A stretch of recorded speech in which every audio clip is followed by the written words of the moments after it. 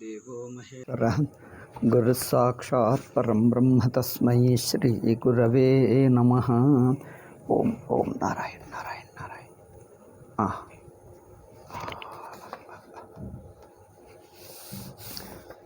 ನಾವು ವಿಶುದ್ಧ ವೇದಾಂತ ಪರಿಭಾಷೆಯಲ್ಲಿ ವಾಕ್ಯಾರ್ಥ ಜ್ಞಾನ ಇದನ್ನು ವಿಚಾರ ಮಾಡ್ತಾ ಇದ್ದೀವಿ. ಇದರಲ್ಲಿ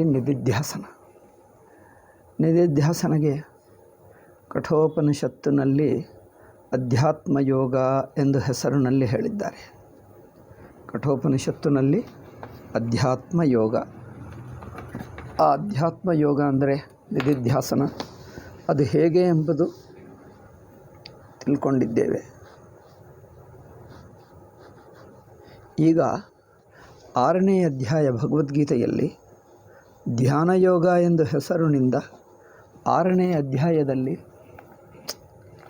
ಇಲ್ಲ, ಒಂದು ನಿಮಿಷ,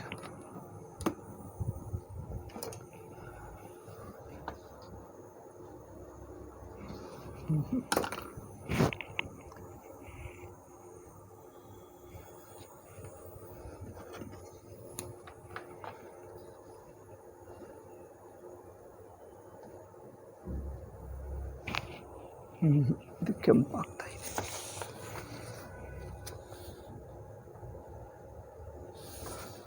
ಆಯಿತು. 6ನೇ ಅಧ್ಯಾಯದಲ್ಲಿ ಹೇಳಿರುವ ನಿಧಿಧ್ಯಾಸನ ಅಂದರೆ ಏನು ಎಂಬುದು ಹೇಳೋಣ. ಸಂಕಲ್ಪ ಗೀತೆಯಲ್ಲಿ ಒಂದು 6ನೇ ಅಧ್ಯಾಯದಲ್ಲಿ 3 ಶ್ಲೋಕಗಳನ್ನು ಸ್ವಾಮೀಜಿ ಉದಾಹರಿಸ್ತಾ ಇದ್ದಾರೆ, ನೋಡೋಣ.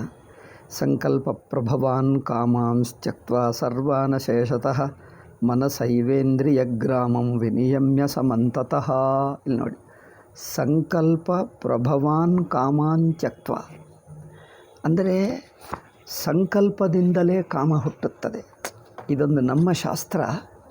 ಕಾಮಗಳನ್ನು ಗೆಲ್ಲುವುದು ಹೇಗೆ ಅಂದರೆ ಮನಸ್ಸಿನಲ್ಲಿ ಸಂಕಲ್ಪ ಅಂದರೆ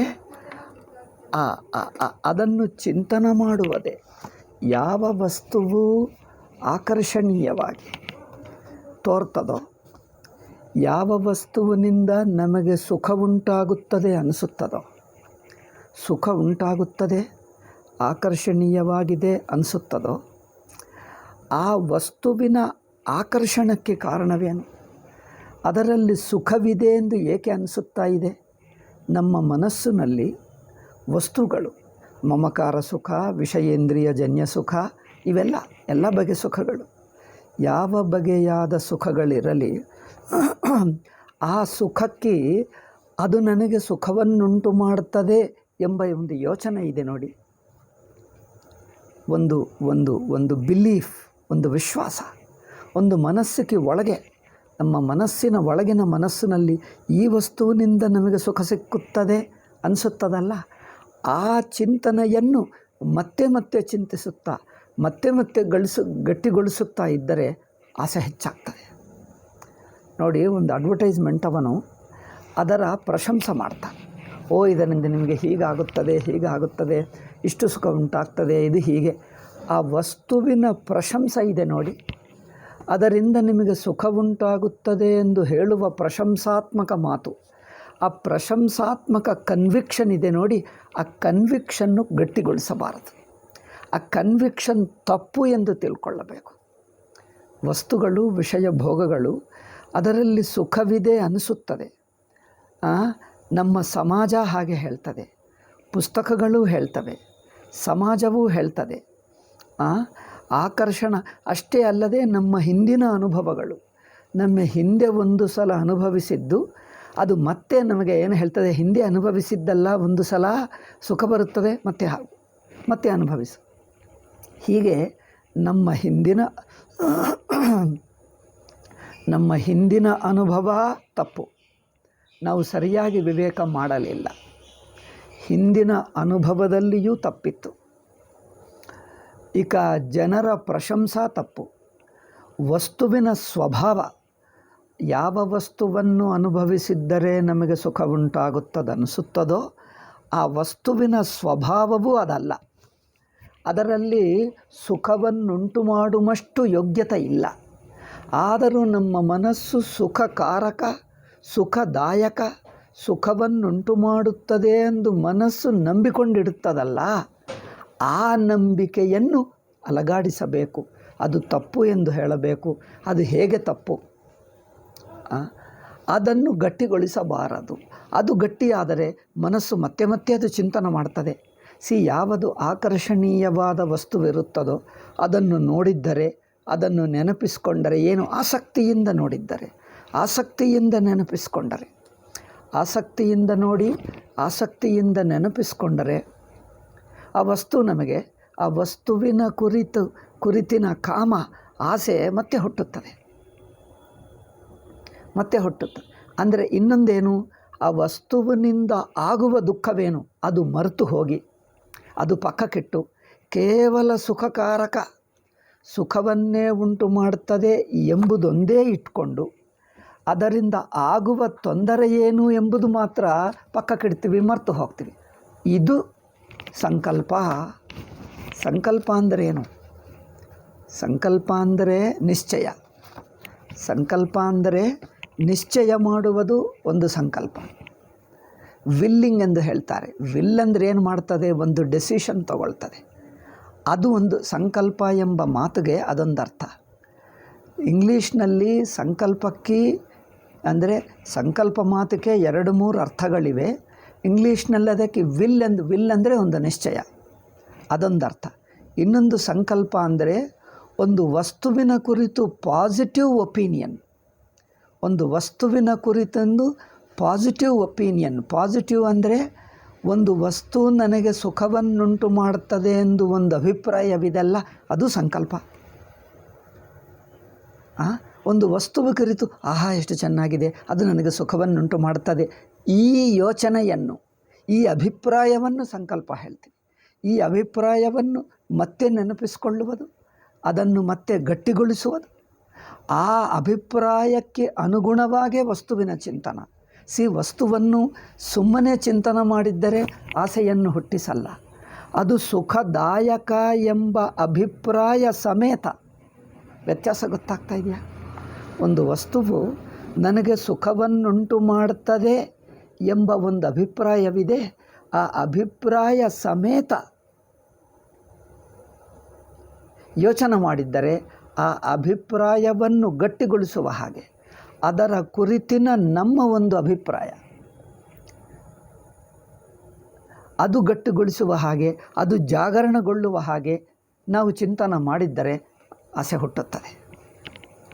ಹಿಂದಿನ ಸಂಸ್ಕಾರಗಳಲ್ಲಿ ಈ ಅಭಿಪ್ರಾಯ ಒಳಹೊಕ್ಕು ಕೂತಿರುತ್ತದೆ. ಸಂಸ್ಕಾರಗಳು, ಹಿಂದಿನ ವಸ್ತುವು ನಮಗಿದು ಒಳ್ಳೆಯದು, ಸುಖವನ್ನುಂಟು ಮಾಡುತ್ತದೆ ಎಂದು ಒಂದು ಅಭಿಪ್ರಾಯ ಇಟ್ಕೊಂಡು ಹಿಂದಿನ ಸಂಸ್ಕಾರ ಇರುತ್ತದೆ. ಹಿಂದಿನ ಸಂಸ್ಕಾರ ಅಂದರೆ 1-2 ಸಲ ಅನುಭವಿಸಿದ್ದಿರುವ ಸಂಸ್ಕಾರ ಇರುತ್ತದೆ. ಆ ಸಂಸ್ಕಾರವು ಜಾಗರಣಗೊಂಡರೆ ಈಗ ಅದು ನಮ್ಮ ಮಾತೇ ಕೇಳಲ್ಲ, ಅದು ಮತ್ತೆ ನಮ್ಮನ್ನು ಎಳ್ಕೊಂಡು ಹೋಗುತ್ತದೆ ಅಲ್ಲವೇ? ಇದನ್ನು ತಡೆಯಬೇಕು. ಸಂಕಲ್ಪ ಪ್ರಭವಾನ್ ಕಾಮಾನ್ ತ್ಯಕ್ತ್ವಾ ಸರ್ವಾನ್ ಶೇಷತಃ. ಸಂಕಲ್ಪದಿಂದ ಅಂದರೆ ಈ ವಸ್ತುವು ನಮಗೆ ಸುಖದಾಯಕವು ಎಂಬ ಅಭಿಪ್ರಾಯ ಸಮೇತ ಆ ವಸ್ತುವಿನ ಚಿಂತನೆಗಳು, ಸಂಸ್ಕಾರಗಳು ಈ 2 ಬಿಡಬೇಕು. ವಸ್ತುವಿನ ಕುರಿತಿನ ಅಭಿಪ್ರಾಯ, ಅದರ ಕುರಿತಿನ ಆಸಕ್ತಿಯ ಸಂಸ್ಕಾರ, ಹಿಂದೆ ಅನುಭವಿಸಿರುವ ಸಂಸ್ಕಾರ, ಈ 2 ಬಿಡಬೇಕು ಅಲ್ಲವೇ? ಆವಾಗಲೇ ವೈರಾಗ್ಯ ಬರುತ್ತದೆ. ಆ ವಸ್ತು ಕಡೆಗೆ ಮತ್ತೆ ಮನಸ್ಸು ಹೋಗಲ್ಲ. ಅಂದರೆ ಆ ವಸ್ತುವಿನಲ್ಲಿ ಕೇವಲ ಸುಖಕಾರಕವೇ ನೋಡ್ತೀವಿ, ಸುಖವನ್ನುಂಟು ಮಾಡ್ತವೆ ಎಂದಿಟ್ಕೊಳ್ತೀವಿ ಹೊರತು ಅದು ದುಃಖವನ್ನು ಉಂಟು ಮಾಡ್ತದೆ, ಆರೋಗ್ಯ ಹಾನಿ ಮಾಡ್ತದೆ, ಬುದ್ಧಿಯನ್ನು ಕೆಡಿಸುತ್ತದೆ, ಬುದ್ಧಿಯ ಸಾತ್ವಿಕತ ನಾಶ ಮಾಡ್ತದೆ, ಚಂಚಲತ ಮಾಡ್ತದೆ, ಬುದ್ಧಿಯಲ್ಲಿರುವಂಥ ಒಂದು ಉತ್ತಮತ, ಸಾತ್ವಿಕತ, ಹಗುರವಾಗಿರುವ ಮನಸ್ಸಿನ ಶುದ್ಧತೆಯನ್ನು ನಾಶ ಮಾಡ್ತದೆ. ಮನಸ್ಸುಗೂ ಒಂದು ಸಂಸ್ಕಾರ ಆಗಿಬಿಡ್ತದೆ. ಸಂಸ್ಕಾರ ಏನು ಮಾಡ್ತದೆ? ಮತ್ತೆ ಬೇಕು. ಯಾವುದೇ ಒಂದು ಭೋಗ ಅದೊಂದು ಅಡಿಕ್ಷನ್ ಮಾಡ್ತದೆ. ಒಂದು ಸಲ ಆಗಿಬಿಟ್ರೆ ಮತ್ತೆ ಬೇಕು, ಮತ್ತೆ ಮತ್ತೆ ಎಳೆಯುತ್ತದೆ. ಈ ಮತ್ತೆ ಮತ್ತೆ ಎಳೆಯುವಂಥ ಸಂಸ್ಕಾರವಿದೆ ನೋಡಿ. ಸಂಸ್ಕಾರ ಅದರ ಕುರಿತಿನ ಒಂದು ಅಭಿಪ್ರಾಯ, ಅದು ನನಗೆ ಸುಖದಾಯಕ ಎಂಬ ಅಭಿಪ್ರಾಯ, ಅದನ್ನು ಅನುಭವಿಸಿರುವ ಸಂಸ್ಕಾರ. ಅನುಭವಿಸಿದ್ದೇ ಆಗಬಹುದು, ಕೇಳಿದ್ದೇ ಆಗಬಹುದು, ಇನ್ನೊಬ್ಬರನ್ನು ನೋಡಿ, ಇನ್ನೊಬ್ಬರನ್ನು ಕೇಳಿ, ಇನ್ನೊಬ್ಬರ ಪ್ರಶಂಸೆಗಳನ್ನು ಕೇಳಿ, ಇವುಗಳೆಲ್ಲ ಸಂಸ್ಕಾರ ಮಾಡ್ತವೆ. ಈ ಸಂಸ್ಕಾರಗಳನ್ನೆಲ್ಲ ತೆಗೆಯಬೇಕು.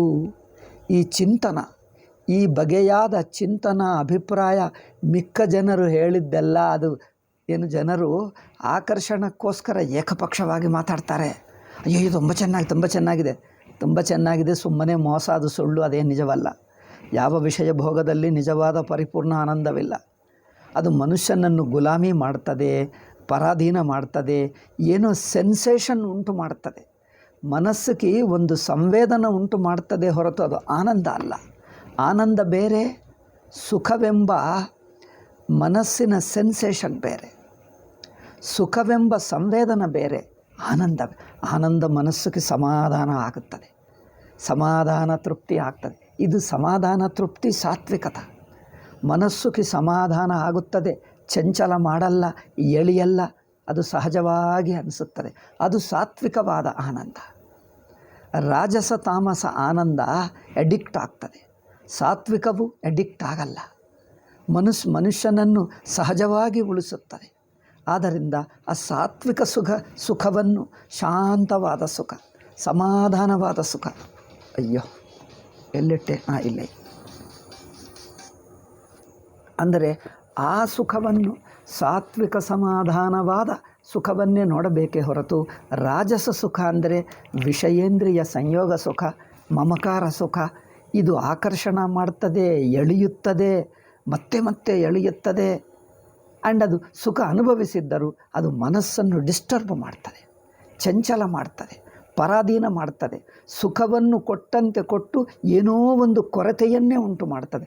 ಅದರಲ್ಲಿ ಸಹಜವಾದ ಸಾತ್ವಿಕ ಸ್ವಾಭಾವಿಕವಾದ ಸಮಾಧಾನ ಇರುವುದಿಲ್ಲ. ಯಾವ ಸುಖದಲ್ಲಿ ಸಮಾಧಾನವಿಲ್ಲ ಅಲ್ಲವೇ? ಆದ್ದರಿಂದ ಇದು ರಾಜಸ ಸುಖ. ಈ ರಾಜಸ ಸುಖ ಒಳ್ಳೆಯದಲ್ಲ. ಇದು ಮನಸ್ಸಿನ ಸಮಾಧಾನ ಸುಖವಲ್ಲ. ಇದು ಮನಸ್ಸಿಗೆ ನಮಗೆ ಹೇಳಿಕೊಳ್ಳುತ್ತಾ, ಆ ಹಿಂದಿನ ಸಂಸ್ಕಾರಗಳು ಅಳಿಸಿಬಿಡುತ್ತಾ, ಆ ತಪ್ಪು ಯೋಚನವನ್ನು ಬಿಡುತ್ತಾ, ಇದು ಸಂಕಲ್ಪವನ್ನು ಬಿಡುವುದು. ವಿಷಯ ಭೋಗವನ್ನು ಮತ್ತೆ ಚಿಂತನೆ ಮಾಡಿದರೆ ಮತ್ತೆ ಬರುತ್ತದೆ. ಆ ಯಾವುದು ಭೋಗಕಾರಕ, ಅದಕ್ಕೋಸ್ಕರ ಪೂರ್ವಕಾಲದಲ್ಲಿ ಏನು ಹೇಳುತ್ತಿದ್ದರು, ಸುಮ್ಮನೆ ಕುಳಿತಿದ್ದರೆ ಅದಕ್ಕೋಸ್ಕರ ಜನರಿಗೆ ಏನೋ ಕರ್ತವ್ಯಗಳು ಕೊಡ್ತಾರೆ, ನಿತ್ಯ ಕರ್ತವ್ಯ. ಒಂದು ಉತ್ತಮವಾದ ಸಾತ್ವಿಕವಾದ ಧರ್ಮಸಮ್ಮತವಾದ ಕರ್ತವ್ಯಗಳನ್ನು ಕೊಡ್ತದೆ ಶಾಸ್ತ್ರ. ಅಥವಾ ಸತ್ಸಾಂಗತ್ಯದಲ್ಲಿರಬೇಕು, ಸತ್ಕಾಲಕ್ಷೇಪ ಆಗಬೇಕು, ಸತ್ಕರ್ಮದಲ್ಲಿ ನಿಂತಿರಬೇಕು. ಖಾಲಿ ಕುಳಿತಿದ್ದರೆ ವಿಷಯ ಭೋಗಗಳು ನೆನಪಾಗ್ತವೆ. ಖಾಲಿ ಅಂದರೆ ಅದು ತತ್ವಚಿಂತನನೋ ಧ್ಯಾನವೋ ಮಾಡಿದ್ದರೆ ಅದು ಖಾಲಿ ಅಲ್ಲ, ಅದು ನಿಜವಾದ ಸಾಧನೆ. ಖಾಲಿ ಅಂದರೆ ಸುಮ್ಮನೆ ಕುಳಿತಿರುವುದು. ಇನ್ನೊಂದು ದುಸ್ಸಾಂಗತ್ಯದಲ್ಲಿರುವುದು. ಭೋಗಪರಾಯಣರ ಮನೆಯಲ್ಲಿ ಕೂತಿದ್ದರು, ಆ ಮನುಷ್ಯರ ಹತ್ತಿರ ಕೂತಿದ್ದರು, ಅವರನ್ನು ನೋಡಿದ್ದರೂ ಬುದ್ಧಿ ಕೆಟ್ಟು ಹೋಗ್ತದೆ. ಅದಕ್ಕೋಸ್ಕರ ಎಷ್ಟೆಷ್ಟು ವೇದಾಂತಿಗಳಾಗ್ತಾರೋ ಮನಸ್ಸು ಸೂಕ್ಷ್ಮವಾಗುತ್ತದೆ. ಸೂಕ್ಷ್ಮವಾದರೆ ದುಸ್ಸಾಂಗತ್ಯ ದೂರವಾಗಿಡಬೇಕು. ಜನರು ಹೇಳ್ತಾರೆ ಎಲ್ಲ ಒಂದೇ, ಈ ಎಲ್ಲ ಒಂದೇ ಹೇಳುವರು ಪರಮ ಪಾಪಾತ್ಮರು. ಅವರು ಸನ್ಯಾಸಿಗಳೇ ಆಗಬಹುದು, ಇಂಟರ್ನ್ಯಾಷನಲೇ ಆಗಬಹುದು, ಅವರು ಪರಮ ಪಾಪಾತ್ಮರು. ಅವರ ಮಾತು ಕೇಳಬೇಡ. ನಿಮಗೆ ನಿಜವಾಗಿ ಮನಸ್ಸಿನ ನಿಗ್ರಹ ಬೇಕು ಅಂದರೆ ಅವ್ರ ಮಾತು ಕೇಳಬೇಡ. ಏಕೆಂದರೆ ಅವರು ದುಷ್ಟಬುದ್ಧಿಯಿಂದ ಮಾತಾಡ್ತಾರೆ. ಅವರಿಗೆ ಏಕಪಕ್ಷ ಮಾತೇ ಹೊರತು ವಾಸ್ತವ ನೋಡುವುದಿಲ್ಲ. ಮನುಷ್ಯನಿಗೆ ಸೂಕ್ಷ್ಮವಾಗಿರುವಾಗ, ಸಾಧಕ ಹಂತದಲ್ಲಿ ಸೂಕ್ಷ್ಮವಾಗಿರುವವನು, ಮನಸ್ಸು ಶುದ್ಧ ಸಾತ್ವಿಕ ಸೂಕ್ಷ್ಮವಾಗಿರುವಾಗ ತುಂಬ ವಲ್ನೇರಬಲ್ ಆಗುತ್ತದೆ. ವಲ್ನೇರಬಲ್ ಅಂದರೆ ಇನ್ನೊಬ್ಬರ ಪ್ರಭಾವಕ್ಕೆ ಸುಲಭವಾಗಿ ಒಳಗಾಗುತ್ತದೆ. ಪೂರ್ತಿ ಜ್ಞಾನನಿಷ್ಠ ಬಂದ ನಂತರ ಏನಾಗಲ್ಲ ಅಲ್ಲವೇ? ಆದರೂ ದೂರವಾಗಿರುವುದು. ಕೆಲವರು ಭೋಗಪರಾಯಣರು, ಆಸಕ್ತಿಶೀಲರು, ಅತ್ಯಂತ ಅಹಂಕಾರಿಗಳು, ಕ್ರೋಧಿಗಳು, ಕಾಮಕ್ರೋಧ ಲೋಭ ಮೋಹ ಮದ ಮಾತ್ಸರ್ಯ, ಇವುಗಳು ಬಲವಾಗಿರುವ ವ್ಯಕ್ತಿಗಳ ಜೊತೆಗೆ ಇರಬಾರದಂದರೆ ಇದ್ದರೂ ಏನೋ ಪರಿಸ್ಥಿತಿಯಿಂದ ಬಂದರೆ ಸುಮ್ಮನೆ ಅವರನ್ನು ಲೆಕ್ಕಕ್ಕೆ ತಗೊಳ್ಳದೆ ಸುಮ್ಮನಿದ್ದು ನಮ್ಮ ಕೆಲಸ ಮುಗಿಸ್ಕೊಂಡು ಹೋಗಬೇಕು, ಹೆಚ್ಚೊತ್ತಿರಬಾರದು. ಅವರನ್ನೇ ಜೊತೆಗೆ ಪ್ರೀತಿಯಿಂದ ಮಾತಾಡಿದ್ದರೆ ಅದೆಲ್ಲ ನಮ್ಮ ಸಂಸ್ಕಾರ ಹಾಳಾಗ್ತದೆ. ಅದರಿಂದ ಅಂಥ ಪುಸ್ತಕಗಳು ಓದುವುದು, ಕಥೆಗಳನ್ನು ಕೇಳುವುದು ಏನಾಗ್ತದೆ, ವಿಷಯ ಭೋಗಬುದ್ಧಿ ಗಟ್ಟಿಗೊಳಿಸುವಂಥ ಮಾತುಗಳು ಕೇಳುವುದು, ಆ ಕಥೆಗಳನ್ನು ಕೇಳುವುದು, ಅಂಥ ಕಥೆಗಳನ್ನೇ ನೋಡುವುದು, ಇವೆಲ್ಲ ಬುದ್ಧಿಯನ್ನು ಕೆಡಿಸುತ್ತವೆ. ಆ ಭೋಗಪರಾಯಣ ಬುದ್ಧಿಯನ್ನು, ಸಂಸ್ಕಾರವನ್ನು ಗಟ್ಟಿಗೊಳಿಸುತ್ತದೆ. ಅದಕ್ಕೋಸ್ಕರ ನಮ್ಮ ಜನರೇನು ಹೇಳಿದ್ದಾರೆ, ಧರ್ಮ, ಸಾತ್ವಿಕ, ಸ್ವಕರ್ತವ್ಯ, ಮನೆಯಲ್ಲಿ ಆಗಲಿ ಆಫೀಸಲ್ಲಿ ಆಗಲಿ ಯಾವುದೇ ಒಂದು ಸತ್ಕರ್ಮ, ಸತ್ಕಾಲಕ್ಷೇಪ, ಧರ್ಮ ಅದರಲ್ಲೇ ಮನಸ್ಸು ಮುಳುಗಿರಲಿ, ಈ ಭೋಗ ಚಿಂತನಕ್ಕೆ ಅವಕಾಶ ಕೊಡದಿರು ಅಲ್ಲವೇ, ಹಾಗಿರಬೇಕು. ಅದಕ್ಕೋಸ್ಕರ ಸಾಮಾನ್ಯ ಸಾಧಕರಿಗೆ ಯಾವುದೇ ಒಂದು ಕರ್ತವ್ಯದಲ್ಲಿ ನಿರತರಾಗಬೇಕು. ಸುಮ್ಮನೆ ಖಾಲಿಯಾಗಿ ಕೂತಿದ್ದರೆ ಮನಸ್ಸು ಅಲ್ಲಿ ಇಲ್ಲಿ ಯೋಚನೆ ಮಾಡ್ತದೆ, ಅದು ಇದು ನೆನಪಾಗ್ತದೆ, ಏನೋ ನೋಡ್ತಾರೆ, ಏನೋ ಅದು ನೋಡಿ ಲೇಜಿ ಆಗಬಾರದು, ಸೋಮಾರಿ ಆಗುವುದು. ಸೋಮಾರಿ ಆದರೆ ಮೂಡ್ ಬಂದರೆ ಅದು ಮತ್ತೆ ಎಳೆದು ಬಿಡ್ತದೆ. ಅದು ಎಳೆಯದು ಬೇಕೆಂದರೆ ನಿರಂತರವಾಗಿ ಸಾತ್ವಿಕ ವಾತಾವರಣ, ಸಾತ್ವಿಕ ಜನರು, ಸಾತ್ವಿಕ ಚಿಂತನ, ಸಾತ್ವಿಕ ಕೆಲಸಗಳು, ಧರ್ಮ, ಸತ್ಸಾಂಗತ್ಯದಲ್ಲಿರುವುದು, ನಮಗಿಂತ ದೊಡ್ಡ ಸಾಧಕರು, ನಮಗಿಂತ ಗುರುಗಳ ಸನ್ನಿಧಿಯಲ್ಲಿರುವುದು, ಅವರ ಸೇವೆ ಮಾಡುವುದು, ಅಲ್ಲೇ ಇರಬೇಕು. ಅವೇ ಚಿಂತನೆಗಳು, ಸಾತ್ವಿಕ ಭಾವಗಳೇ ಬರುತ್ತವೆ. ಭಗವಂತನ ಚಿಂತನ, ಭಗವಂತನ ಸಗುಣ, ಭಕ್ತರ ಕಥೆಗಳು, ಮಹನೀಯರ ಜೀವನಗಳು ಇವೆಲ್ಲೇ ಮುಳುಗಿರಬೇಕು. ಧರ್ಮ, ಸ್ವಧರ್ಮದಲ್ಲಿ ಮುಳುಗಿದ್ದರೆ ಸ್ವಧರ್ಮ ಬಿಡಬಾರದು. ಅದರಲ್ಲಿ ಭೋಗಪರಾಯಣತಾ ಮನೋರಂಜನವಿಲ್ಲದ ಸ್ವಧರ್ಮ ಇರಬೇಕು ಅಲ್ಲ. ಆ ತರಹ ಇದ್ದರೆ ಮನಸ್ಸು ಆ ಸಂಸ್ಕಾರಗಳನ್ನು ಬಿಟ್ಟು ಸಾತ್ವಿಕವಾಗುತ್ತದೆ, ನಿಶ್ಚಲವಾಗುತ್ತದೆ, ಅಂತರ್ಮುಖವಾಗುತ್ತದೆ, ವೈರಾಗ್ಯವನ್ನು ಉಳ್ಳದ್ದಾಗುತ್ತದೆ. ಇದಾಗಬೇಕು. ಇದೆಲ್ಲ ಜನರು ಏನು ಮಾಡಬೇಕು ಹೇಳ್ತಾರೆ. ಹೌದು, ನೀವು ವೈರಾಗ್ಯ ಹೇಳಿದ್ರೆ ಬರ್ತಾನೆ ಇಲ್ಲ ಅಂದರೆ ಏನು ಮಾಡಬೇಕು ಹೇಳ್ತಾರೆ. ಏನಂದ್ರಿಗೂ ಇದಾಗಬೇಕು. ಅದಕ್ಕೋಸ್ಕರ ಒಂದು ಜೀವನ ವಿಧಾನ ಇರಬೇಕು. ಜೀವನದಲ್ಲಿ ಸಂಬಂಧಗಳು, ಪರಿಸ್ಥಿತಿಗಳು, ಕೆಲಸಗಳು ಯಾವ ತರಹ ಇರಬೇಕು, ಇದು ಜೋಪಾನವಾಗಿ ಇಟ್ಕೊಳ್ಳಬೇಕು. ಸುಮ್ಮನೆ ಏನಾದರೂ ಏನಾಗುತ್ತದೆ, ಎಲ್ಲ ಒಂದೇ ಏನಲ್ಲ. ನಿಜವಾಗಿ ಮನಸ್ಸನ್ನು ಕಡಿಸುತ್ತದೆ, ಕಡಿಸಿದರೆ ಗೊತ್ತಾಗ್ತದೆ. ಆದ್ದರಿಂದ ಒಳ್ಳೆಯ ಸತ್ಸಾಂಗತ್ಯದಲ್ಲಿ, ಒಳ್ಳೆಯ ವಾತಾವರಣದಲ್ಲಿರಬೇಕು. ಅದಕ್ಕೋಸ್ಕರನೇ ಪೂರ್ವಕಾಲದಲ್ಲಿ ಎಷ್ಟು ನಿಷ್ಠಾ ಆಚಾರಗಳು ಎಲ್ಲ ಇಟ್ಕೊಳ್ತಿದ್ದಾರೆ. ಏಕೆ? ಆ ನಿಷ್ಠಾ ಹೊರಗೆ ಆಕರ್ಷಣಕ್ಕೆ ಹೋಗಲ್ಲ. ಅದು ಏನೇ ಆಗಲಿ, ಎಷ್ಟು ದೊಡ್ಡವರೇ ಹೇಳಲಿ, ಅದಕ್ಕೆ ಆಕರ್ಷಣಕ್ಕೆ ಹೋಗಲೇಬಾರದು ಅಷ್ಟೇ. ಶಂಕರಾಚಾರ್ಯ ಒಂದು ಕಡೆ ಹೇಳ್ತಾರೆ, ಯಾವನ್ಮರಣಂ ತಾವನ್ನ ವಿಶ್ರಂಭಣೀಯಂ. ನಮ್ಮ ಇಂದ್ರಿಯಗಳನ್ನು, ಮನಸ್ಸನ್ನು ಮರಣ ಆಗುವವರೆಗೂ, ಪ್ರಾಣ ಬಿಡುವ ಕ್ಷಣವರೆಗೂ ಮನಸ್ಸನ್ನು ನಂಬಬಾರದು ಹೇಳ್ತಾರೆ. ಇದೇ 6ನೇ ಅಧ್ಯಾಯದಲ್ಲಿ, ಭಗವದ್ಗೀತೆಯ 6ನೇ ಅಧ್ಯಾಯದಲ್ಲಿ ಶಂಕರಾಚಾರ್ಯರು ಭಾಷ್ಯದಲ್ಲಿ ಹೇಳ್ತಾರೆ, ಯಾವನ್ಮರಣಂ ತಾವನ್ನ ವಿಶ್ರಂಭಣೀಯಂ. ಮರಣವಾಗುವ, ಪ್ರಾಣ ಹೋಗುವ ಕ್ಷಣವರೆಗೂ ಮನಸ್ಸನ್ನು ನಂಬಬೇಡ, ಇಂದ್ರಿಯಗಳನ್ನು ನಂಬಬೇಡ. ಏನಾಗುತ್ತದೆ, ನನಗೆ ನಿಗ್ರಹ ಬಂದುಬಿಟ್ಟಿದೆ ಅಂದರೆ ಸಾಕು, ಎಳೆದು ಬಿಡುತ್ತದೆ. ಇಂದ್ರಿಯಗಳನ್ನು, ಮನಸ್ಸುಗಳನ್ನು ನಂಬಬೇಡ ಅಂದರೆ ಅದಕ್ಕೆ ಸುಮ್ಮನೆ ಲೂಸ್ ಆಗಿ ಬಿಡಬೇಡ. ಅದನ್ನು ನಿಗ್ರಹಿಸುವಂಥ ಆ ವಾತಾವರಣದಲ್ಲಿ, ಅದೇ ಚಿಂತನ, ಅದರಲ್ಲೇ ಇರಬೇಕು. ಅದು ನೋಡಿ ಎಷ್ಟು ಚೆನ್ನಾಗಿದೆ. ಭಾಷಾಕಾರರು ಯಾವನ್ಮರಣಂ ಎಷ್ಟು ಜೋಪಾನ ಹೇಳಿದ್ದಾರೆ ಅಪ್ಪ. ಯಾವನ್ಮರಣಂ ತಾವನ್ನ ವಿಶ್ರಂಭಣೀಯಂ. ಪ್ರಾಣ ಹೋಗುವ ಕ್ಷಣವರೆಗೂ ಇಂದ್ರಿಯಗಳನ್ನು, ಮನಸ್ಸನ್ನು ನಂಬಬಾರದಂದರೆ ಸುಮ್ಮನೆ ಲೂಸಾಗಿ ಬಿಡಬೇಡ. ಏನಾಗುತ್ತದೆ ಹಾಗಲ್ಲ, ಬೇಡ. ಎಂದಿಗೂ ಒಂದು ಸಾತ್ವಿಕದಲ್ಲೇ, ಸತ್ಸಾಂಗತ್ಯದಲ್ಲೇ, ಭಗವತ್ ಚಿಂತನದಲ್ಲೇ ಅಲ್ಲೇ ಇರಬೇಕು, ಬಿಡಬಾರದು. ಅದಾಗಬೇಕು. ಆಯಿತಾ? ಯಾವನ್ಮರಣಂನ ವಿಶ್ರಂಭಣೀಯಂ.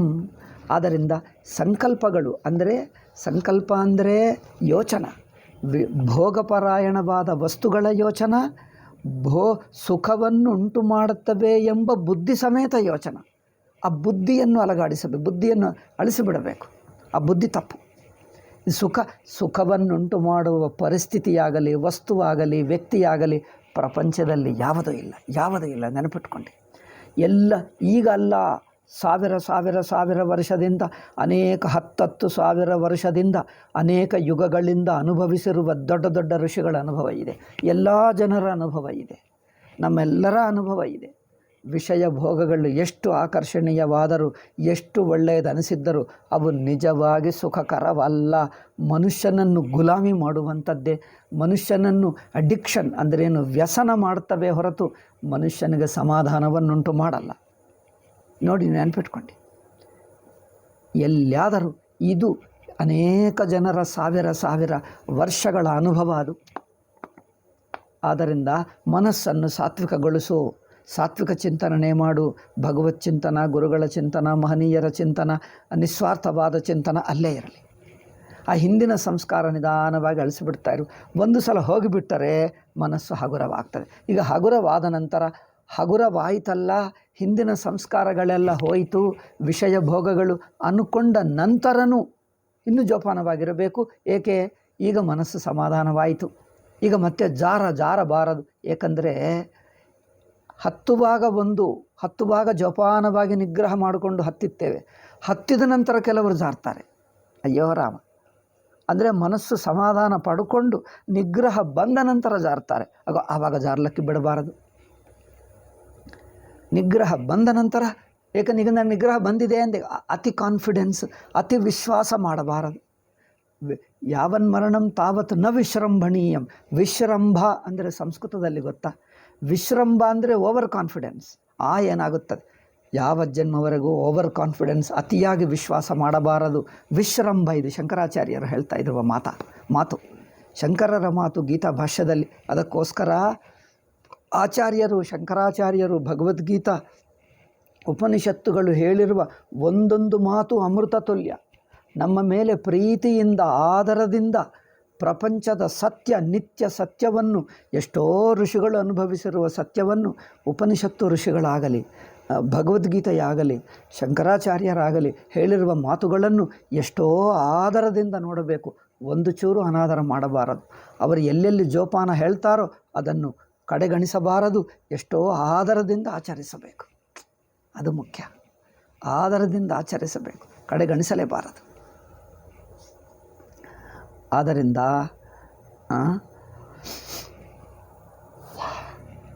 ಸಂಕಲ್ಪ ಪ್ರಭವಾನ್ ಕಾಮಾನ್ ತ್ಯಕ್ವಾ ಸರ್ವಾನ್ ಅಶೇಷತಃ. ನಾವು ಧ್ಯಾನದಲ್ಲಿ ಕೂತಿದ್ದರೆ ಮೊದಲು ಹೆಜ್ಜೆ ಏನೆಂದರೆ, ಜೀವನದಲ್ಲಿ ಸಂಕಲ್ಪ ಅಂದ್ರೇನು, ವಿಷಯಗಳ ಕುರಿತು ಪ್ರಪಂಚದಲ್ಲಿ ಆದರಿಸತಕ್ಕದ್ದು, ಪ್ರೀತಿಸತಕ್ಕದ್ದು, ಅನುಭವಿಸತಕ್ಕದ್ದು ಯಾವುದಿಲ್ಲ. ಇಹಲೋಕ ಪರಲೋಕ ಎಲ್ಲ ಬಿಟ್ಟಿದ್ದೇವೆ, ಯಾವುದೂ ಇಲ್ಲ. ನಮ್ಮ ಹೃದಯದಲ್ಲಿರುವಂಥ ಸಾತ್ವಿಕವಾದ, ಸಮಾಧಾನವಾದ ನಮ್ಮ ಭಗವತ್ ಚಿಂತನ, ನಮ್ಮ ಸಾತ್ವಿಕ ಚಿಂತನದಿಂದ ನಮ್ಮ ಆತ್ಮ ಕಡೆಗೆ ತಿರುಗಿದ್ದರೆ ಯಾವ ಸಮಾಧಾನ ಸಿಗ್ತದೋ ಅಂಥ ಸಮಾಧಾನ ಪ್ರಪಂಚದಲ್ಲಿ ಎಲ್ಲಿ ಸಿಗಲ್ಲ. ಯಾವುದು ಅಷ್ಟು ಆಧರಿಸತಕ್ಕದು ವಸ್ತು ಇಲ್ಲ, ವ್ಯಕ್ತಿ ಇಲ್ಲ. ಎಷ್ಟು ದೊಡ್ಡವರಾಗಲಿ, ಎಷ್ಟು ಒಳ್ಳೆಯದಾಗಲಿ, ಎಷ್ಟು ಆಕರ್ಷಣೀಯವೇ ಆಗಲಿ, ಅದು ಆಕರ್ಷಣೆಯೇ ಹೊರತು ಸುಖಕಾರಕವಲ್ಲ.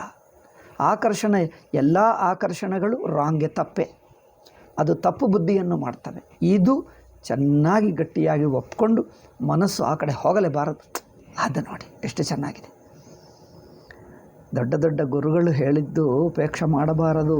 ಅವರ ಉಪದೇಶಗಳು ಅಮೃತ ತುಲ್ಯ, ಅಮೃತ ತುಲ್ಯವಾಗಿಟ್ಕೊಳ್ಳಬೇಕು. ಮನಸ್ಸು ಸಾತ್ವಿಕ ಕಡೆಗೆ, ಸಮಾಧಾನ ಕಡೆಗೆ, ನಿರಭಿಮಾನ, ಸಾತ್ವಿಕತ, ಸಮಾಧಾನ. ಅಷ್ಟು ಬೇಕಂದರೆ ಇಷ್ಟ ದೇವತಾ ಸಗುಣ ಬ್ರಹ್ಮವನ್ನು ಯೋಚನೆ ಮಾಡ್ಕೊ, ಅದು ಇರಲಿ. ಸತ್ಸಾಂಗತ್ಯ, ಸದ್ಗ್ರಂಥ ಪಠನ, ಸತ್ಕರ್ಮ. ಸತ್ತಂದರೆ ಯಾವುದು ಮನಸ್ಸನ್ನು ಸಾತ್ವಿಕ ಮೂಡಿಡುತ್ತದೋ ಅಂಥ ಕೆಲಸ. ಸಣ್ಣ ಪುಟ್ಟ ಕೆಲಸಗಳಾದರೂ ಪ್ರೀತಿಯಿಂದ, ಭಕ್ತಿಯಿಂದ ಮಾಡಬೇಕು. ಅದಕ್ಕೋಸ್ಕರ ನಮ್ಮ ಜನ ಹೇಳ್ತಾರೆ, ಮನೆಯ ಕೆಲಸಗಳು, ನಮ್ಮ ಸ್ನಾನ ಮಾಡುವುದು, ಬಟ್ಟೆ ಉಟ್ಕೊಳ್ಳುವುದು, ಊಟ, ಇವೆಲ್ಲವೂ ಪ್ರೀತಿಯಿಂದ, ಭಕ್ತಿಯಿಂದ ಮಾಡಬೇಕು, ಭೋಗ ಬುದ್ಧಿಯಿಂದ ಮಾಡಬಾರದು. ನಮ್ಮ ಸಣ್ಣ ಪುಟ್ಟ ಕೆಲಸಗಳಾದರೂ ಪ್ರೀತಿಯಿಂದ, ಭಕ್ತಿಯಿಂದ ಮಾಡಬೇಕು, ಭಗವಂತನ ಅನುಗ್ರಹ ಪ್ರಸಾದ ಎಂದು ಭಾವದಿಂದ, ಅಲ್ಲವೇ? ಅದು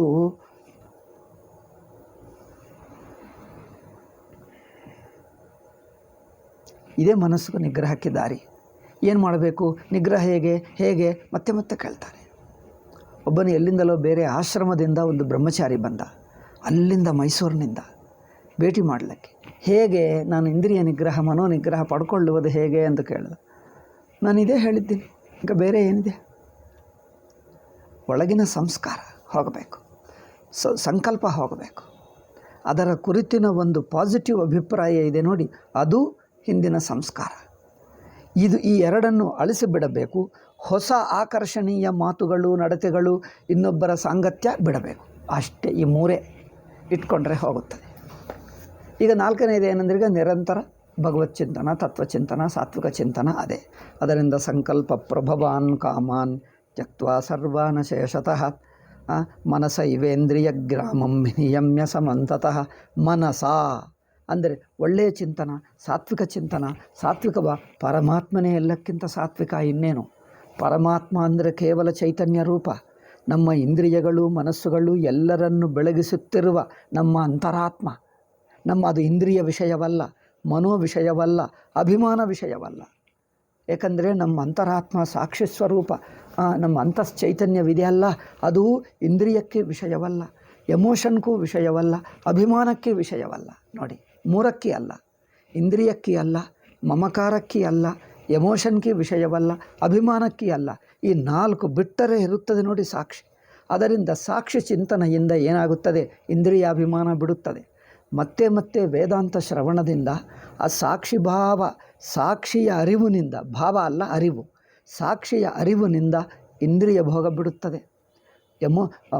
ಅದೇನು ಮಮಕಾರ ಬಿಡುತ್ತದೆ, ಎಮೋಷನ್ ಬಿಡುತ್ತದೆ, ಅಭಿಮಾನ ಬಿಡುತ್ತದೆ. ಈ ನಾಲ್ಕು ಜೀವಬುದ್ಧಿ ಅಥವಾ ಸಂಸಾರ ಬುದ್ಧಿಗೆ ಎಳೆಯುತ್ತವೆ.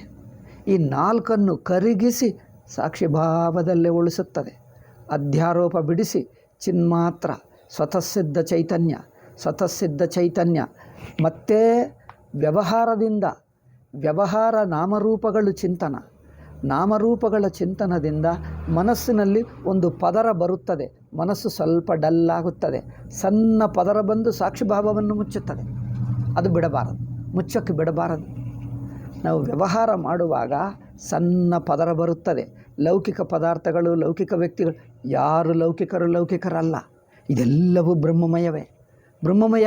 ಇದೆಲ್ಲವೂ ನಮ್ಮ ಸಾಕ್ಷಿಯೇ ಈ ರೂಪವಾಗಿ ತೋರುತ್ತಾ ಇದೆ.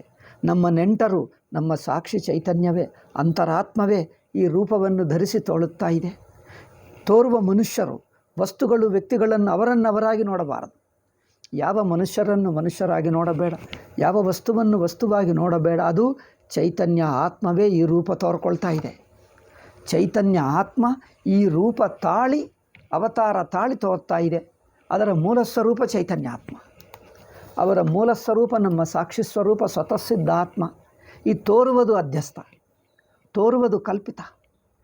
ಆದ್ದರಿಂದ ಹೊರಗೆ ತೋರುವ ವಸ್ತುಗಳೆಲ್ಲ ಕಲ್ಪಿತ, ಸುಮ್ಮನೆ ತೋರ್ತಾ ಇವೆ. ಇದರ ನಿಜಸ್ವರೂಪ ಚೈತನ್ಯಾತ್ಮ.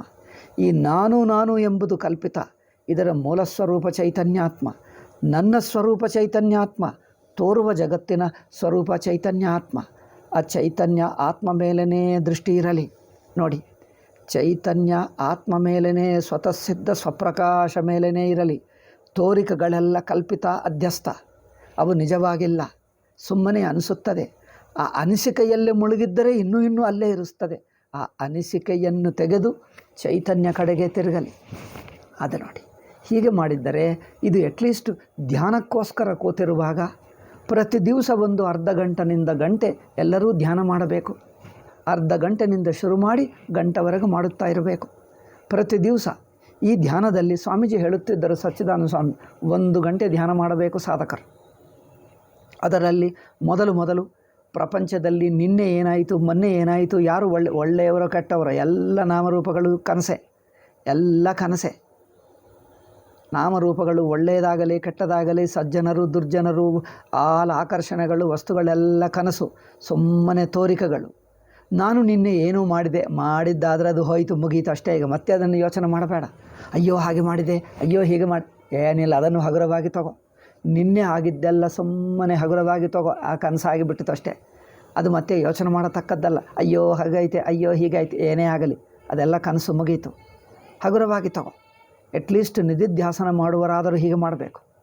ಅದೆಲ್ಲ ಹಗುರವಾಗಿ ತಗೋ, ಜಸ್ಟ್ ಹಗುರವಾಗಿ ತಗೋ. ಅದೆಲ್ಲ ಸುಮ್ಮನೆ ಕನಸು ಎಲ್ಲ ಬಿಡು. ನಿನ್ನೆ ಮೊನ್ನೆ ಏನು ಮಾಡಿದ್ದೀವಿ, ಇವತ್ತೇನು ಮಾಡಿದ್ದೀವೋ ಅದೆಲ್ಲ ಕನಸೇ ಆಗಲಿ. ಸುಮ್ಮನೆ ಕನಸು ಅಂದರೆ ಸುಮ್ಮನೆ ತೋರಿತದನ್ನು ಯಾವ ಹಗುರವಾಗಿ ತಗೋ, ಸೀರಿಯಸ್ ಆಗಿ ತಗೊಳ್ಳಬೇಕಾಗಿಲ್ಲ. ಹಾಗೆ ನೋಡಿದ್ದರೆ ನಾಮರೂಪಗಳೆಲ್ಲ ಯೋಚನೆ ಮಾಡತಕ್ಕದ್ದೇ ಅಲ್ಲ. ಅದರಲ್ಲಿ ಏನೂ ಇಲ್ಲ ವಿಶೇಷ, ಯೋಚನೆ ಮಾಡತಕ್ಕದ್ದೇ ಅಲ್ಲ. ಎಲ್ಲವೂ ಚೈತನ್ಯದ ತೋರಿಕೆನೇ, ಆ ಸ್ವತಃಸಿದ್ಧ ಚೈತನ್ಯದ ತೋರಿಕೆ ಅಲ್ಲವೇ?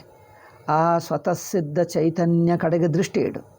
ಈಗ ಇದೇ ಧ್ಯಾನ, ಸಂಕಲ್ಪ ಪ್ರಭವ, ಸಂಕಲ್ಪದಿಂದ ಹುಟ್ಟಿರುವ ಅಂದರೆ ಮನಸ್ಸಿನ ವೃತ್ತಿಯಿಂದ ಹುಟ್ಟಿರುವ ನಾಮರೂಪಗಳೆಲ್ಲ, ವೃತ್ತಿಯಿಂದ ಹುಟ್ಟುವುದಂದರೆ ವೃತ್ತಿ ರೂಪವೇ.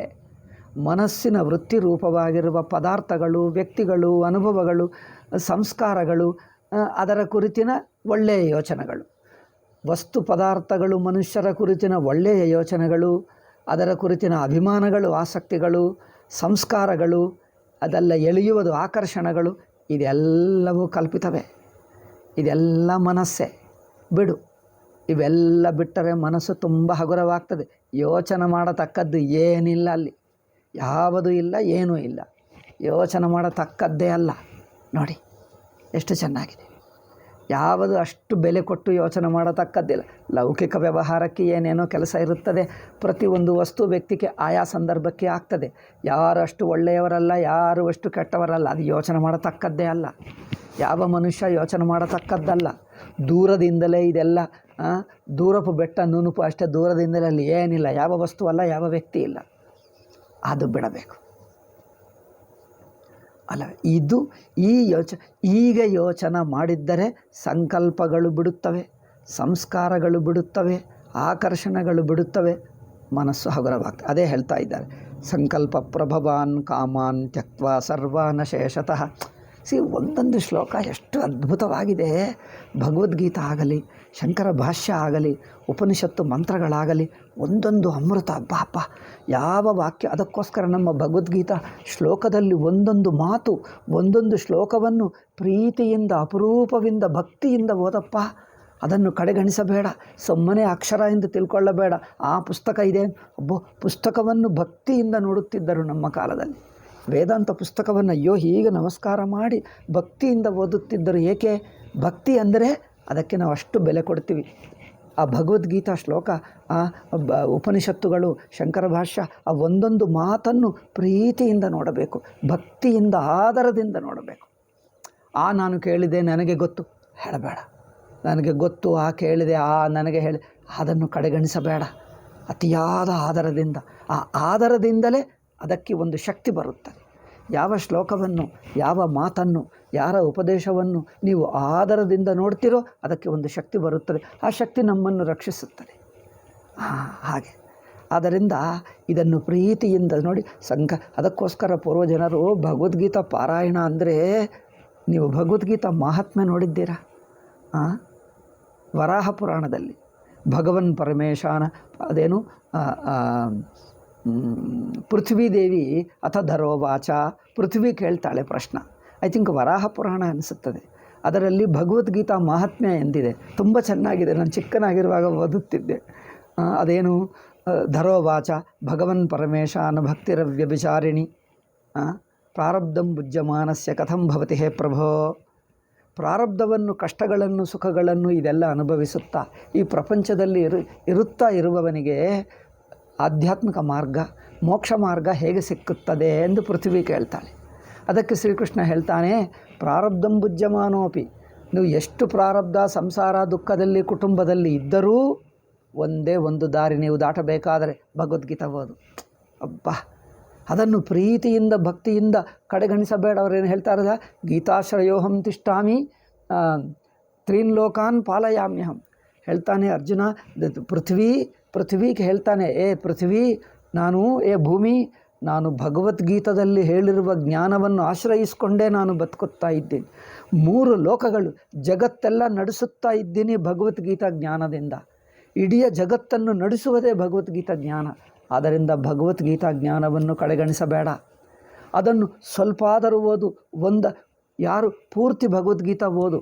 ಆಗದಿದ್ದರೆ 6 ಅಧ್ಯಾಯಗಳು ಓದು ಪ್ರತಿ ದಿವಸ ಪೂರ್ತಿ ಭಗವದ್ಗೀತಾ ಓದಬೇಕು. ಕೆಲವರು ಹೇಳ್ತಾರೆ, ಒಂದು ಸ್ವಾಮೀಜಿ ಇದ್ದಾರೆ, ಜ್ಞಾನಪ್ರಸೂನೆಯಿಂದ ಸ್ವಾಮೀಜಿ, ಪ್ರತಿ ದಿವಸ ಪೂರ್ತಿ 18 ಅಧ್ಯಾಯಗಳು ಓದಿರುವವರೆಗೂ ಭಿಕ್ಷೆ ಮಾಡಲ್ಲ. 2 ಗಂಟೆ ಅವರ ಭಿಕ್ಷಾ. ಅವರು 12ಕ್ಕೂ ಸ್ನಾನ ಮಾಡಿಕೊಂಡು, ಮಧ್ಯಾಹ್ನಿಕ ಸ್ನಾನ ಮಾಡಿಕೊಂಡು ಕೂತಿದ್ದರೆ, ಜಪ ಮಾಡಿಕೊಂಡು ಕೂತಿದ್ದರೆ 2 ಗಂಟೆಗೆ 2 ಗಂಟೆಗೂ 1.5 ಗಂಟೆಯಲ್ಲಿ ಭಗವದ್ಗೀತಾ ಅವರು ಬೇಗ ಹೇಳ್ತಾರೆ. ಯಾಕಂದ್ರೆ ಎಲ್ಲ ಕಂಠಸ್ಥ ಆಯಿತು. ಪೂರ್ತಿ 18 ಅಧ್ಯಾಯಗಳು ಓದಿ ಭಿಕ್ಷೆ ತಗೊಳ್ತಾರೆ. ಅಷ್ಟುವರೆಗೂ ತಗೊಳ್ಳಲ್ಲ. ಬಾ ಅಷ್ಟಾಗದಿದ್ದರೆ 6 ಅಧ್ಯಾಯಗಳು ಓದು ಪ್ರತಿ ದಿವಸ. ಅದು ಆಗದಿದ್ದರೆ 1 ಅಧ್ಯಾಯವಾದರೂ ಓದು. ಅದು ಆಗದಿದ್ದರೆ ಒಂದು 20 ಶ್ಲೋಕಗಳಾದರೂ ಓದಪ್ಪ. ಅದು ಆಗದಿದ್ದರೆ 10 ಆದರೂ ಓದು. ಅಂದರೆ ಸುಮ್ಮನೆ ಚೌಕಶಿ ಅಲ್ಲ, ನಿಮಗೆ ಏನೋ ಕಷ್ಟಕಾಲ ಇದ್ದರೆ ಸುಮ್ಮನೆ ನೀನೇ ಬಾರ್ಗೇನ್ ಮಾಡಿ ಚೌಕಶಿ ಮಾಡಿ ನಾನು ಕಮ್ಮಿ ಓದ್ತೀನಿ ಎಂದು ಹಾಗೆ ಮಾಡಬೇಡ. ಅವಕಾಶವಿಲ್ಲದಿದ್ದರೆ 10 ಆಗದಿದ್ದರೆ 1 ಶ್ಲೋಕ ಆದರೂ ಓದು. ಬಟ್ ಆ 1 ಶ್ಲೋಕ ನೋಡಿ, ಸಂಕಲ್ಪ ಪ್ರಭವಾನ್ ಕಾಮಾನ್ ತ್ಯಕ್ವಾ ಸರ್ವಾನ್ ಶೇಷತ. ಈ 1 ವಾಕ್ಯ ಓದು ಸಾಕು. ಅಬ್ಬಾ ನೋಡಿ, 1 ವಾಕ್ಯ ಎಷ್ಟು ಅದ್ಭುತವಾಗಿ, ಒಂದೊಂದು ವಾಕ್ಯ ಅಮೃತ ತುಲ್ಯವಾಗಿದೆ. ಇಡೀ ಜಗತ್ತಿನ ತತ್ವ ನಿಮ್ಮ ಎದುರಾಗಿ ತಂದಿಡ್ತದೆ ಅಂಥದ್ದು ಭಗವದ್ಗೀತಾ. ಬಾ, ಆದ್ದರಿಂದ ಭಗವದ್ಗೀತಾ ನಾವು ಪಾರಾಯಣ ಮಾಡುವ ಗೀತಾ ಪಕ್ಕಕ್ಕಿಟ್ಕೊಳ್ಳಬೇಕು. ಪ್ರೀತಿಯಿಂದ ಅದನ್ನು ಒಂದೇನು ರೇಷ್ಮೆ ಬಟ್ಟೆಯಲ್ಲಿ ಆ ಒಂದು ಸುತ್ತಿ ಅದು ಒಂದು ಪೂಜಾ ಪಕ್ಕಕ್ಕಿಟ್ಕೊಳ್ಳಬೇಕು, ಎಲ್ಲೆಲ್ಲ ಬಿಸಾಕಬಾರದು. ಮತ್ತು ಭಕ್ತಿಯಿಂದ ಓದಬೇಕು. ಸ್ನಾನ ಮಾಡಿಕೊಂಡು ಶುಚಿಯಾಗಿ ತಿಲಕ ಹಚ್ಚಿಕೊಂಡು ಭಕ್ತಿಯಿಂದ ಓದುವಾಗ ಏಕಾಗ್ರತದಿಂದ ಒಂದೊಂದು ಮಾತು ಅಷ್ಟು ಆದರಪೂರ್ವಕವಾಗಿ ಹಗುರವಾಗಿ ತಗೊಳ್ಳಲೇಬಾರದು. ಸಂಕಲ್ಪ ಪ್ರಭವಾನ್ ಕಾಮಾನ್, ಈ 1 ವಾಕ್ಯ ನೋಡಪ್ಪ ಎಷ್ಟು ಅಮೃತ ಅನಿಸುತ್ತದೆ ನಮಗೆ. ಎಲ್ಲ ಒಂದು ಖಡ್ಗನೆ ಕೊಟ್ಟಿದಂತೆ ಸಂಸಾರವನ್ನು ಪಕ್ಕಕ್ಕೆ ಹಾಕುವಕ್ಕೆ ಬೇಕಾಗಿರುವ ಒಂದು ಖಡ್ಗನೆ ಕೊಟ್ಟಿತು ನೋಡಿ. ಸಂಕಲ್ಪ ಪ್ರಭವಾನ್ ಕಾಮಾನ್ ತ್ಯಕ್ವಾ ಸರ್ವಾನ್ ಶೇಷತಃ. ಸಂಕಲ್ಪಗಳೆಲ್ಲ ಪಕ್ಕಕ್ಕಿಡಿ, ಯೋಚನೆ ಮಾಡಬೇಡ. ಎಷ್ಟು ಒಳ್ಳೆಯ ಸಾಧನ ನೋಡಿ. ಇದು ಭಗವಂತನ ಅನುಗ್ರಹ ಇದೆ ಈ ಮಾತಿನಲ್ಲಿ. ಈ ಮಾತನ್ನು ಆಚರಿಸು, ಭಗವಂತನ ಅನುಗ್ರಹನೇ ಬಂದುಬಿಡ್ತದೆ. ಸಂಕಲ್ಪ ಮಾಡಬೇಡ ವಿಷಯ ಭೋಗಗಳದು, ಅಲ್ಲಿ ಭಗವಂತನ ಅನುಗ್ರಹ ಶಕ್ತಿ ಇದೆ ನೋಡಿ. ನಿಮಗೆ ಯಾವ ಪ್ರಪಂಚ ನಿಮ್ಮನ್ನು ಆಕರ್ಷಣ ಮಾಡಲ್ಲ, ನಿಮ್ಮನ್ನು ಗುಲಾಮಿ ಮಾಡಲ್ಲ. ಅಪ್ಪ, ಇದು ಭಗವಂತನ ಅನುಗ್ರಹ. ಭಗವಂತನು ಹೇಳಿದ ಸಾಧನಗಳನ್ನು ಆಚರಿಸಿದ್ದರೆ ಅವರ ಅನುಗ್ರಹ ಬರ್ತದೆ. ಅವರ ಅನುಗ್ರಹ ಬರಬೇಕಂದ್ರೆ ಅವರು ಹೇಳಿದ ಸಾಧನ ಆಚರಿಸಬೇಕು. ಅವರು ಹೇಳಿದ್ದನ್ನು ಪ್ರೀತಿಯಿಂದ ಆಚರಿಸಬೇಕು. ಭಗವಂತ ಶ್ರೀಕೃಷ್ಣ ಸಕಲ ಜೀವರಾಶಿಗೆ, ಅಂದರೆ ನಮ್ಮೆಲ್ಲರಿಗೆ, ಪ್ರತಿ ಒಬ್ಬ ವ್ಯಕ್ತಿಗೆ ನಿಮ್ಮನ್ನೇ ವ್ಯಕ್ತಿಯಲ್ಲಿಟ್ಕೊಂಡು ನಿನಗೋಸ್ಕರ ಪ್ರೀತಿಯಿಂದ ಎದುರಾಗಿ ಕೂತ್ಕೊಂಡು ಹೇಳ್ತಾ ಇದ್ದಾನೆ. ಸಚ್ಚಿದಾನಂದ ಸ್ವಾಮೀಜಿ ಹಾಗೆ ಹೇಳ್ತಾರೆ, ಭಗವದ್ಗೀತೆಯನ್ನು ಅರ್ಜುನನಿಗೆ ಹೇಳಿದ್ದದು ಬೇರೆ, ನಿಮಗೋಸ್ಕರನೂ ಮತ್ತೊಂದು ಸಲ ಹೇಳ್ತಾ ಇದ್ದಾರೆ.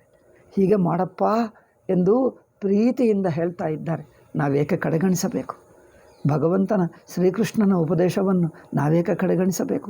ಅಷ್ಟು ಪ್ರೀತಿಯಿಂದ ನಮ್ಮ ಮೇಲೆ ಆದರ ಭಗವಂತನಿಗೆ ನಾವಂದರೆ ಎಷ್ಟು ಪ್ರೇಮ. ಅಪ್ಪ ಅಂತ ಶ್ರೀಕೃಷ್ಣ ಲೀಲಾ ಮಾಡಿದ್ದಾನೆ, ತನ್ನನ್ನು ನೆನಪಿಸಿಕೊಳ್ಳುವುದಕ್ಕೆ ಉಪದೇಶ ಮಾಡಿದ್ದಾನೆ. ಶ್ರೀಕೃಷ್ಣನ ಲೀಲಾ ಇದೆ, ಉಪದೇಶ ಇದೆ, ಎರಡು ನೋಡಬೇಕು. ಗೊತ್ತಾ?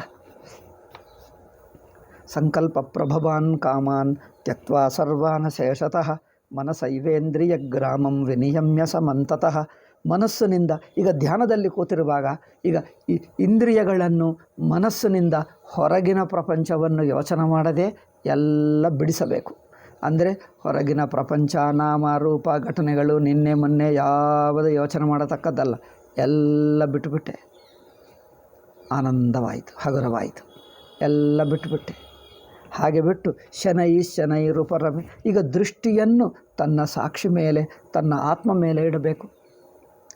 ಈಗ ನಿಧಾನವಾಗಿ ಶನೈ ರೂಪರಮೇತ್. ಈಗ ಒಂದೊಂದು ಇಂದ್ರಿಯ, ಮನಸ್ಸು, ವೃತ್ತಿ, ನಾನು ಬುದ್ಧಿ, ಈ ಒಂದೊಂದು ವೃತ್ತಿ ಬಿಡಿಸಿ, ಈ ವೃತ್ತಿ ಅರಿವಿನ ರೂಪವೇ ವೃತ್ತಿಯಾಗಿ ತೋರ್ತಾ ಇದೆ. ಅರಿವಿನ ಕಡೆಗೆ ತಿರುಗುತ್ತಾ ವೃತ್ತಿ ಬಿಡಬೇಕು, ಅಲೆ ಬಿಡಬೇಕು, ನೀರನ್ನು ನೋಡಬೇಕು. ಅಲೆಯ ಒಳಗೆ ಪ್ರತಿಯೊಂದು ವೃತ್ತಿಯಲ್ಲಿ ಅರಿವೇ ಇದೆ. ಅರಿವಿನ ಕಡೆಗೆ ತಿರುಗಬೇಕು, ವೃತ್ತಿ ಬಿಡಬೇಕು. ಇದೇ ಸಾಧನ. ನಿಧಾನವಾಗಿ ಅರ್ಜೆಂಟ್ ಮಾಡಬೇಡ. ಬೇಗ ತಳ್ಳಿ ಈಗಲೇ ಬ್ರಹ್ಮಜ್ಞಾನಿ ಆಗ್ತೀನಿ, ಹಾಗಲ್ಲ. ನಿಧಾನವಾಗಿ ಕೂತ್ಕೋ. ಎಷ್ಟು ನಿಧಾನ ಅಂದರೆ ಏನು ಮಾಡುವುದೇ ಇಲ್ಲ, ಸುಮ್ಮನೆ ಇರು. ತಾನು ಆಗಿದ್ದೆಲ್ಲಾಗಲಿ. ಒಂದು ವೃತ್ತಿ ಕಂಡು ಬರ್ತಾ ಇದೆ, ಅರಿವಿನಲ್ಲೇ ಇದೆ. ಈ ದೇಹ ವೃತ್ತಿ, ಇಂದ್ರಿಯ ವೃತ್ತಿ ಅರಿವಿನಲ್ಲೇ ಇದೆ. ಮನಸ್ಸಿನ ವೃತ್ತಿ ಅರಿವಿನಲ್ಲೇ ಇದೆ. ಅರಿವನ್ನೇ ಬಿಟ್ಟು ಯಾವುದಿಲ್ಲ. ಹಾಗೆ ಅರಿವು ಕಡೆಗೆ ತಿರುಗುತ್ತಾ ಶನೈ ನಿಧಾನವಾಗಿ ಏನು ಅರ್ಜೆಂಟ್ ಮಾಡಬೇಡ. ಎಲ್ಲಿ? ಧ್ಯಾನದಲ್ಲಿ. ಶನೈ ರೂಪರಮೇತ್. ಉಪರಮ ಅಂದರೆ ಗೊತ್ತಾ? ವಿಡ್ರಾ, ಉಪಸಂಹಾರ ಮಾಡುವುದು. ಅಂದರೆ ಏನು? ನಾಮರೂಪಗಳು, ವೃತ್ತಿಗಳು ಎಲ್ಲ ಬಿಡುತ್ತಾ ಅರಿವು ಕಲ್ಲೇ ತೆಲಗಬೇಕು. ಪ್ರತಿಯೊಂದು ಪದಾರ್ಥ ವೃತ್ತಿ ಅರಿವೇ. ಯಾವುದೇ ವೃತ್ತಿ ಬರಲಿ ಅದರ ಮೂಲ ಸ್ವರೂಪ ಅರಿವೇ. ಅರಿವಿನ ಕಡೆಗೆ ವಿಡ್ರಾ ಮಾಡಬೇಕು. ಶನೈರು ಪರಮೇತ್ ಬುದ್ಧ್ಯಾಧೃತಿ ಗೃಹೀತಯ. ಇಲ್ಲಿ ಬುದ್ಧಿಯಿಂದ ಅಂದರೆ ಒಂದು ವಿವೇಕದಿಂದ, ಧೃತಿ ಅಂದರೇನು, ಒಂದು ಧೈರ್ಯ. ಈ ಧೈರ್ಯ ಬೇರೆ. ಈ ಧೈರ್ಯ ಅಂದರೇನು, ಅಭಿಮಾನ ಮಾಡಿಕೊಳ್ಳುವ ಧೈರ್ಯ ಅಲ್ಲ. ಧೈರ್ಯ ಅಂದರೇನು, ತಾಳ್ಮೆ ಧೈರ್ಯ, ಬೇರೆ ಏನಿಲ್ಲ. ಪೇಷಂಟ್ಲಿ ವಾಚ್ ಮಾಡಬೇಕು. ಪೇಷಂಟ್ಲಿ ಅಂದರೆ ಏನೇ ಆಗಲಿ ಪೇಷಂಟ್, ತಾಳ್ಮೆ, ಸುಮ್ಮನೆ ತಾಳ್ಮೆ. ಆ ತಾಳ್ಮೆ ಇಲ್ಲಿ ಧೈರ್ಯ. ನಿಧಿಧ್ಯಾಸನದಲ್ಲಿ ಬೇಕಾಗಿರುವ ಧೈರ್ಯ ಅಂದರೆ ಏನೋ ದೊಡ್ಡ ಸಂಕಲ್ಪ, ಅಭಿಮಾನ, ನಾನು ಗಟ್ಟಿ ಸಂಕಲ್ಪ ಮಾಡಿದೆ, ಅದಲ್ಲ. ಅದು ಕೆಲಸ ಮಾಡುವುದಕ್ಕೆ ನೋಡಿ, ಅವ್ರಿಗೆ ಏನೇ ಮಾಡಲಿ ನಾನು ಮಾಡೇ ಬಿಡ್ತೀನಿ ಎಂದು ಗಟ್ಟಿ ಸಂಕಲ್ಪ ಮಾಡ್ತೀವಿ ನೋಡಿ, ಒಂದು ಆಗ್ರಹ ರೂಪ. ಇದು ಆಗ್ರಹ ಅಲ್ಲ, ಒಂದು ಬಗೆಯಾದ ಆಗ್ರಹ. ಬಟ್ ನಿಧಿಧ್ಯಾಸನದಲ್ಲಿ ಬೇಕಾಗಿರುವ ಧೃತಿ ಅಂದರೆ ಆಗ್ರಹ. ಅಂದರೆ ತೆಲುಗಿನಲ್ಲಿ ಪಟ್ಟುದಲ, ಆ ಕನ್ನಡದಲ್ಲಿ ಛಲ ಹೇಳ್ತಾರೆ ನೋಡಿ, ಅದು ಧೃತಿ ಅಂದರೆ ಒಂದು ಛಲ ಅಂದರೆ ಆಗ್ರಹ ಅಲ್ಲ. ಏನದು, ತಾಳ್ಮೆ. ನಿಧಿಧ್ಯಾಸನದಲ್ಲಿ ಬೇಕಾಗಿರುವ ಆಗ್ರಹ ಯಾವ ಆಗ್ರಹ? ತಾಳ್ಮೆಯ ಆಗ್ರಹ. ಛಲ ಅಂದರೆ ಏನು? ಕನ್ನಡದಲ್ಲಿ ಛಲ, ತೆಲುಗಿನಲ್ಲಿ ಪಟ್ಟುದಲ. ಈ ಆಗ್ರಹ ಅಂದರೆ ಏನು? ಅದೇ ಮಾಡ್ತೀವಿ, ಈಗ ಮಾಡೇ ಮಾಡ್ತೀವಿ, ಅದರಲ್ಲೇ ಇರುವುದು. ಅಂದರೆ ಇದಕ್ಕೆ ತುಂಬ ತಾಳ್ಮೆ ಬೇಕು, ತುಂಬ ಪೇಷನ್ಸ್. ತಾಳ್ಮೆ ಅಂದರೆ ಪೇಷನ್ಸ್. ಇಂಗ್ಲೀಷ್ನಲ್ಲಿ ಹೇಳಬೇಕಾದರೆ ಪೇಷನ್ಸ್. ನಿಧಿಧ್ಯಾಸನಕ್ಕೆ ಬಹಳ ಪೇಷನ್ಸ್. ಅರ್ಜೆಂಟ್ ಮಾಡಲೇಬೇಡ, ಸುಮ್ಮನೆ ಇರು. ಆಗಿದ್ದಾಗಲಿ ನೋಡ್ತಾ ಇರು, ಗಮನಿಸ್ತಾ ಇರು, ನೋಡ್ತಾನೇ ಇರು. ಅಬ್ಸರ್ವೇಷನ್, ಅರಿವು ತಾನೇ ಕಂಡು ಬರ್ತಾ ಇದೆ. ಎಲ್ಲ ನಾಮರೂಪಗಳು ಅರಿವಿನಲ್ಲೇ ಇವೆ. ಹಾಗೆ ಅಂದರೆ ಶನೈ ನಿಧಾನವಾಗಿ. ಉಪರಮೇತ್ ಅಂದ್ರೇನು? ತೋರುವುದೆಲ್ಲ ಅರಿವಿನಲ್ಲೇ ಮುಳುಗು ಹೋಗ್ತದೆ. ನೀವು ತಾಳ್ಮೆಯಿಂದ ನೋಡುತ್ತಾರೆ, ಒಂದೊಂದು ವೃತ್ತಿ ಬರುತ್ತದೆ. ಆ ವೃತ್ತಿ ಮತ್ತೆ ಅರಿವಿನಲ್ಲೇ ಮುಳುಗಿ ಹೋಗ್ತದೆ. ಮುಳುಗಿ ಹೋಗುವುದಂದ್ರೇನು? ಅಲೆ ನೀರಿನಲ್ಲಿ ಮುಳುಗಿ ಹೋಗಬೇಕಾ? ಅಲೆಯ ಸ್ವರೂಪ ನೀರೇ, ವೃತ್ತಿ ಸ್ವರೂಪ ಅರಿವೇ. ವೃತ್ತಿ ಎಂಬುದೇನಿಲ್ಲ, ವೃತ್ತಿಯ ಸ್ವರೂಪ ಅರಿವೇ. ವೃತ್ತಿ ಸ್ವರೂಪವು ಅರಿವೇ. ಹಾಗೆ ನೋಡಬೇಕು. ವೃತ್ತಿ ಸ್ವರೂಪವು ಅರಿವೇ. ಶನೈರುಪರಮೇತ್ ಬುದ್ಧ್ಯಾ ಧೃತಿ ಗೃಹೀತಯ. ಧೃತಿ ಅಂದರೆ ಛಲ. ಇಲ್ಲಿ ವೇದಾಂತದಲ್ಲಿ ಛಲ ಅಂದರೆ ತಾಳ್ಮೆ, ಪೇಷನ್ಸ್ ಮಾಡುವ. ಎಷ್ಟು ಪೇಷನ್ಸ್ ಇದ್ದರೆ ಅಷ್ಟು ಮನಸ್ಸು ಸಾತ್ವಿಕವಾಗುತ್ತದೆ. ಪೇಷನ್ಸ್ ಅದು ಬೇಕು ನೋಡಿ. 1 ಗಂಟೆ ಹಾಗೇ ಇರಬೇಕು. ಸುಮ್ಮನೆ ಪೇಷನ್ಸ್, ತಾಳ್ಮೆ. ಇದಕ್ಕೆ ಧೃತಿ ಎಂದು ಹೇಳಿದ್ದಾರೆ. ಧೃತಿ ಅಂದರೆ ಛಲ, ಪಟ್ಟುದಲ ಅಂದರೆ ಏನು, ಹಿಡಿಯುವುದಲ್ಲ. ಪಟ್ಟುದಲ ಅಂದರೆ ನಿಧಾನವಾಗಿ, ಶಾಂತವಾಗಿ ಹಾಗೇ ಗಮನಿಸ್ತಾ ಇರುವುದು. ಪೇಷಂಟ್ ಇರುವುದೇ ಛಲ, ಪಟ್ಟುದಲ. ಪೇಷನ್ಸು ತಾಳ್ಮೆ, ಓಪಿಕ ತಾಳ್ಮೆ. ಇಲ್ಲಿ ತೆಲುಗಿನಲ್ಲಿ ಓಪಿಕ ಹೇಳ್ತೀವಿ. ಆ ತಾಳ್ಮೆ ಇಲ್ಲಿ ಬೇಕಾಗಿರುವ ಧೈರ್ಯ. ಛಲ ಅಂದರೆ ಅದೇ. ಛಲ ಅಂದರೆ ಏನೇನು ಅಂದ್ಕೊಳ್ತಾರೆ, ನಾನು ಸಾಯಿಸ್ತೀನಿ ಅಂತ ಗಟ್ಟಿ. ನೋಡಿ, ಮುಷ್ಟಿ ಹಿಡಬೇಡ, ಮುಷ್ಟಿ ಹಿಡಿದ್ರೆ ಹೋಗುತ್ತದೆ. ಮುಷ್ಟಿ ಹಿಡಿಯೋದು ಬೇಡ. ತಾಳ್ಮೆ, ಗಮನಿಸ್ತಾ ಇರು. ತುಂಬ ರಿಲ್ಯಾಕ್ಸ್ ಮಾಡು. ತುಂಬ అంటే ಬಹಳ ಇನ್ನೂ ರಿಲ್ಯಾಕ್ಸ್ ಮಾಡಿ. ಆ ಉಪರಮೇತ್ ಮಾತು ಚೆನ್ನಾಗಿದೆ ನೋಡಿ. ಶನೈ ಸಂಸ್ಕೃತ ಮಾತುಗಳು ತುಂಬ ಚೆನ್ನಾಗಿವೆ. ಶನೈ ನಿಧಾನವಾಗಿ. ಉಪರಮೇತ್ ಅದೇ ತೋರುವ ಒಂದೊಂದು ವೃತ್ತಿ ಅರಿವಿನಲ್ಲೇ ಇದೆ. ಅರಿವಿಗೆ ವೃತ್ತಿ ಎಂದು ಹೆಸರು. ಅರಿವಿಗೆ ವೃತ್ತಿ ಎಂಬ ನೋಡಿ, ಈ ಮಾತಾಡುವ ಮಾತು, ಈ ಕೇಳುವ ಮಾತು ಅರಿವೇ. ನೋಡಿ, ಈ ಮಾತು ಕೇಳ್ತಾ ಇದ್ದೀರಲ್ಲ, ಇದೆಲ್ಲ ಅರಿವೇ. ಈ ಕೇಳುವ ಮಾತು ಅರಿವೇ. ಹಾಗೆ ನೋಡಿ, ಅರಿವು ಬಿಟ್ಟು ಮಾತೇ ಇಲ್ಲ, ಅರಿವಿನ ಒಳಗೆ ಸೇರಿಕೊಂಡಿದೆ. ಹಾಗೆ ಶನೈರು ಪರಮೇತ್ ಬುದ್ಧ್ಯಾ ಧೃತಿ ಗೃಹೀತಯ ಆತ್ಮ ಸಂಸ್ತಂಭನಃ ಕೃತ್ವ. ಹಾಗೆ ಇದೆಲ್ಲವೂ ಅರಿವೇ ಎಂದು ತಿಳ್ಕೊಳ್ತಾ, ಅರಿವಿಗಿಂತ ಬೇರೆಯಲ್ಲ ಎಂದು ತಿಳ್ಕೊಂಡು ಆ ಅರಿವಿನಲ್ಲೇ ನಿಂತು ಬಿಡಿ. ಈಗ ಅರಿವಿನಲ್ಲಿ ನಿಂತಿದ್ದಾಗ ಮತ್ತೆ ನಾಮರೂಪ ವೃತ್ತಿಗಳು ಬರದಂತೆ ನೋಡಿ. ಮತ್ತೆ ಅಂದರೆ ಏನದು? ಕಲ್ಪಿತ, ಕಲ್ಪನಾ ಮಾಡಬೇಡ, ಅದೆಲ್ಲವೂ ಅರಿವೇ. ಮತ್ತೊಂದು ಯೋಚನೆ ಬಂದರೂ ಅದು ಅರಿವೇ, ಬರಲಿ ಅದು ಅರಿವೇ. ಇನ್ನೊಂದು ಯೋಚನೆ ಬರುತ್ತದೆ, ಅದು ಅರಿವೇ. ಈಗ ಬಂದರೂ ಪ್ರಯೋಜನವಿಲ್ಲ, ಅದೇ ಅರಿವಿನಲ್ಲೇ ಮುಳುಗುತ್ತದೆ. ಹಾಗೆ ನೋಡಬೇಕು.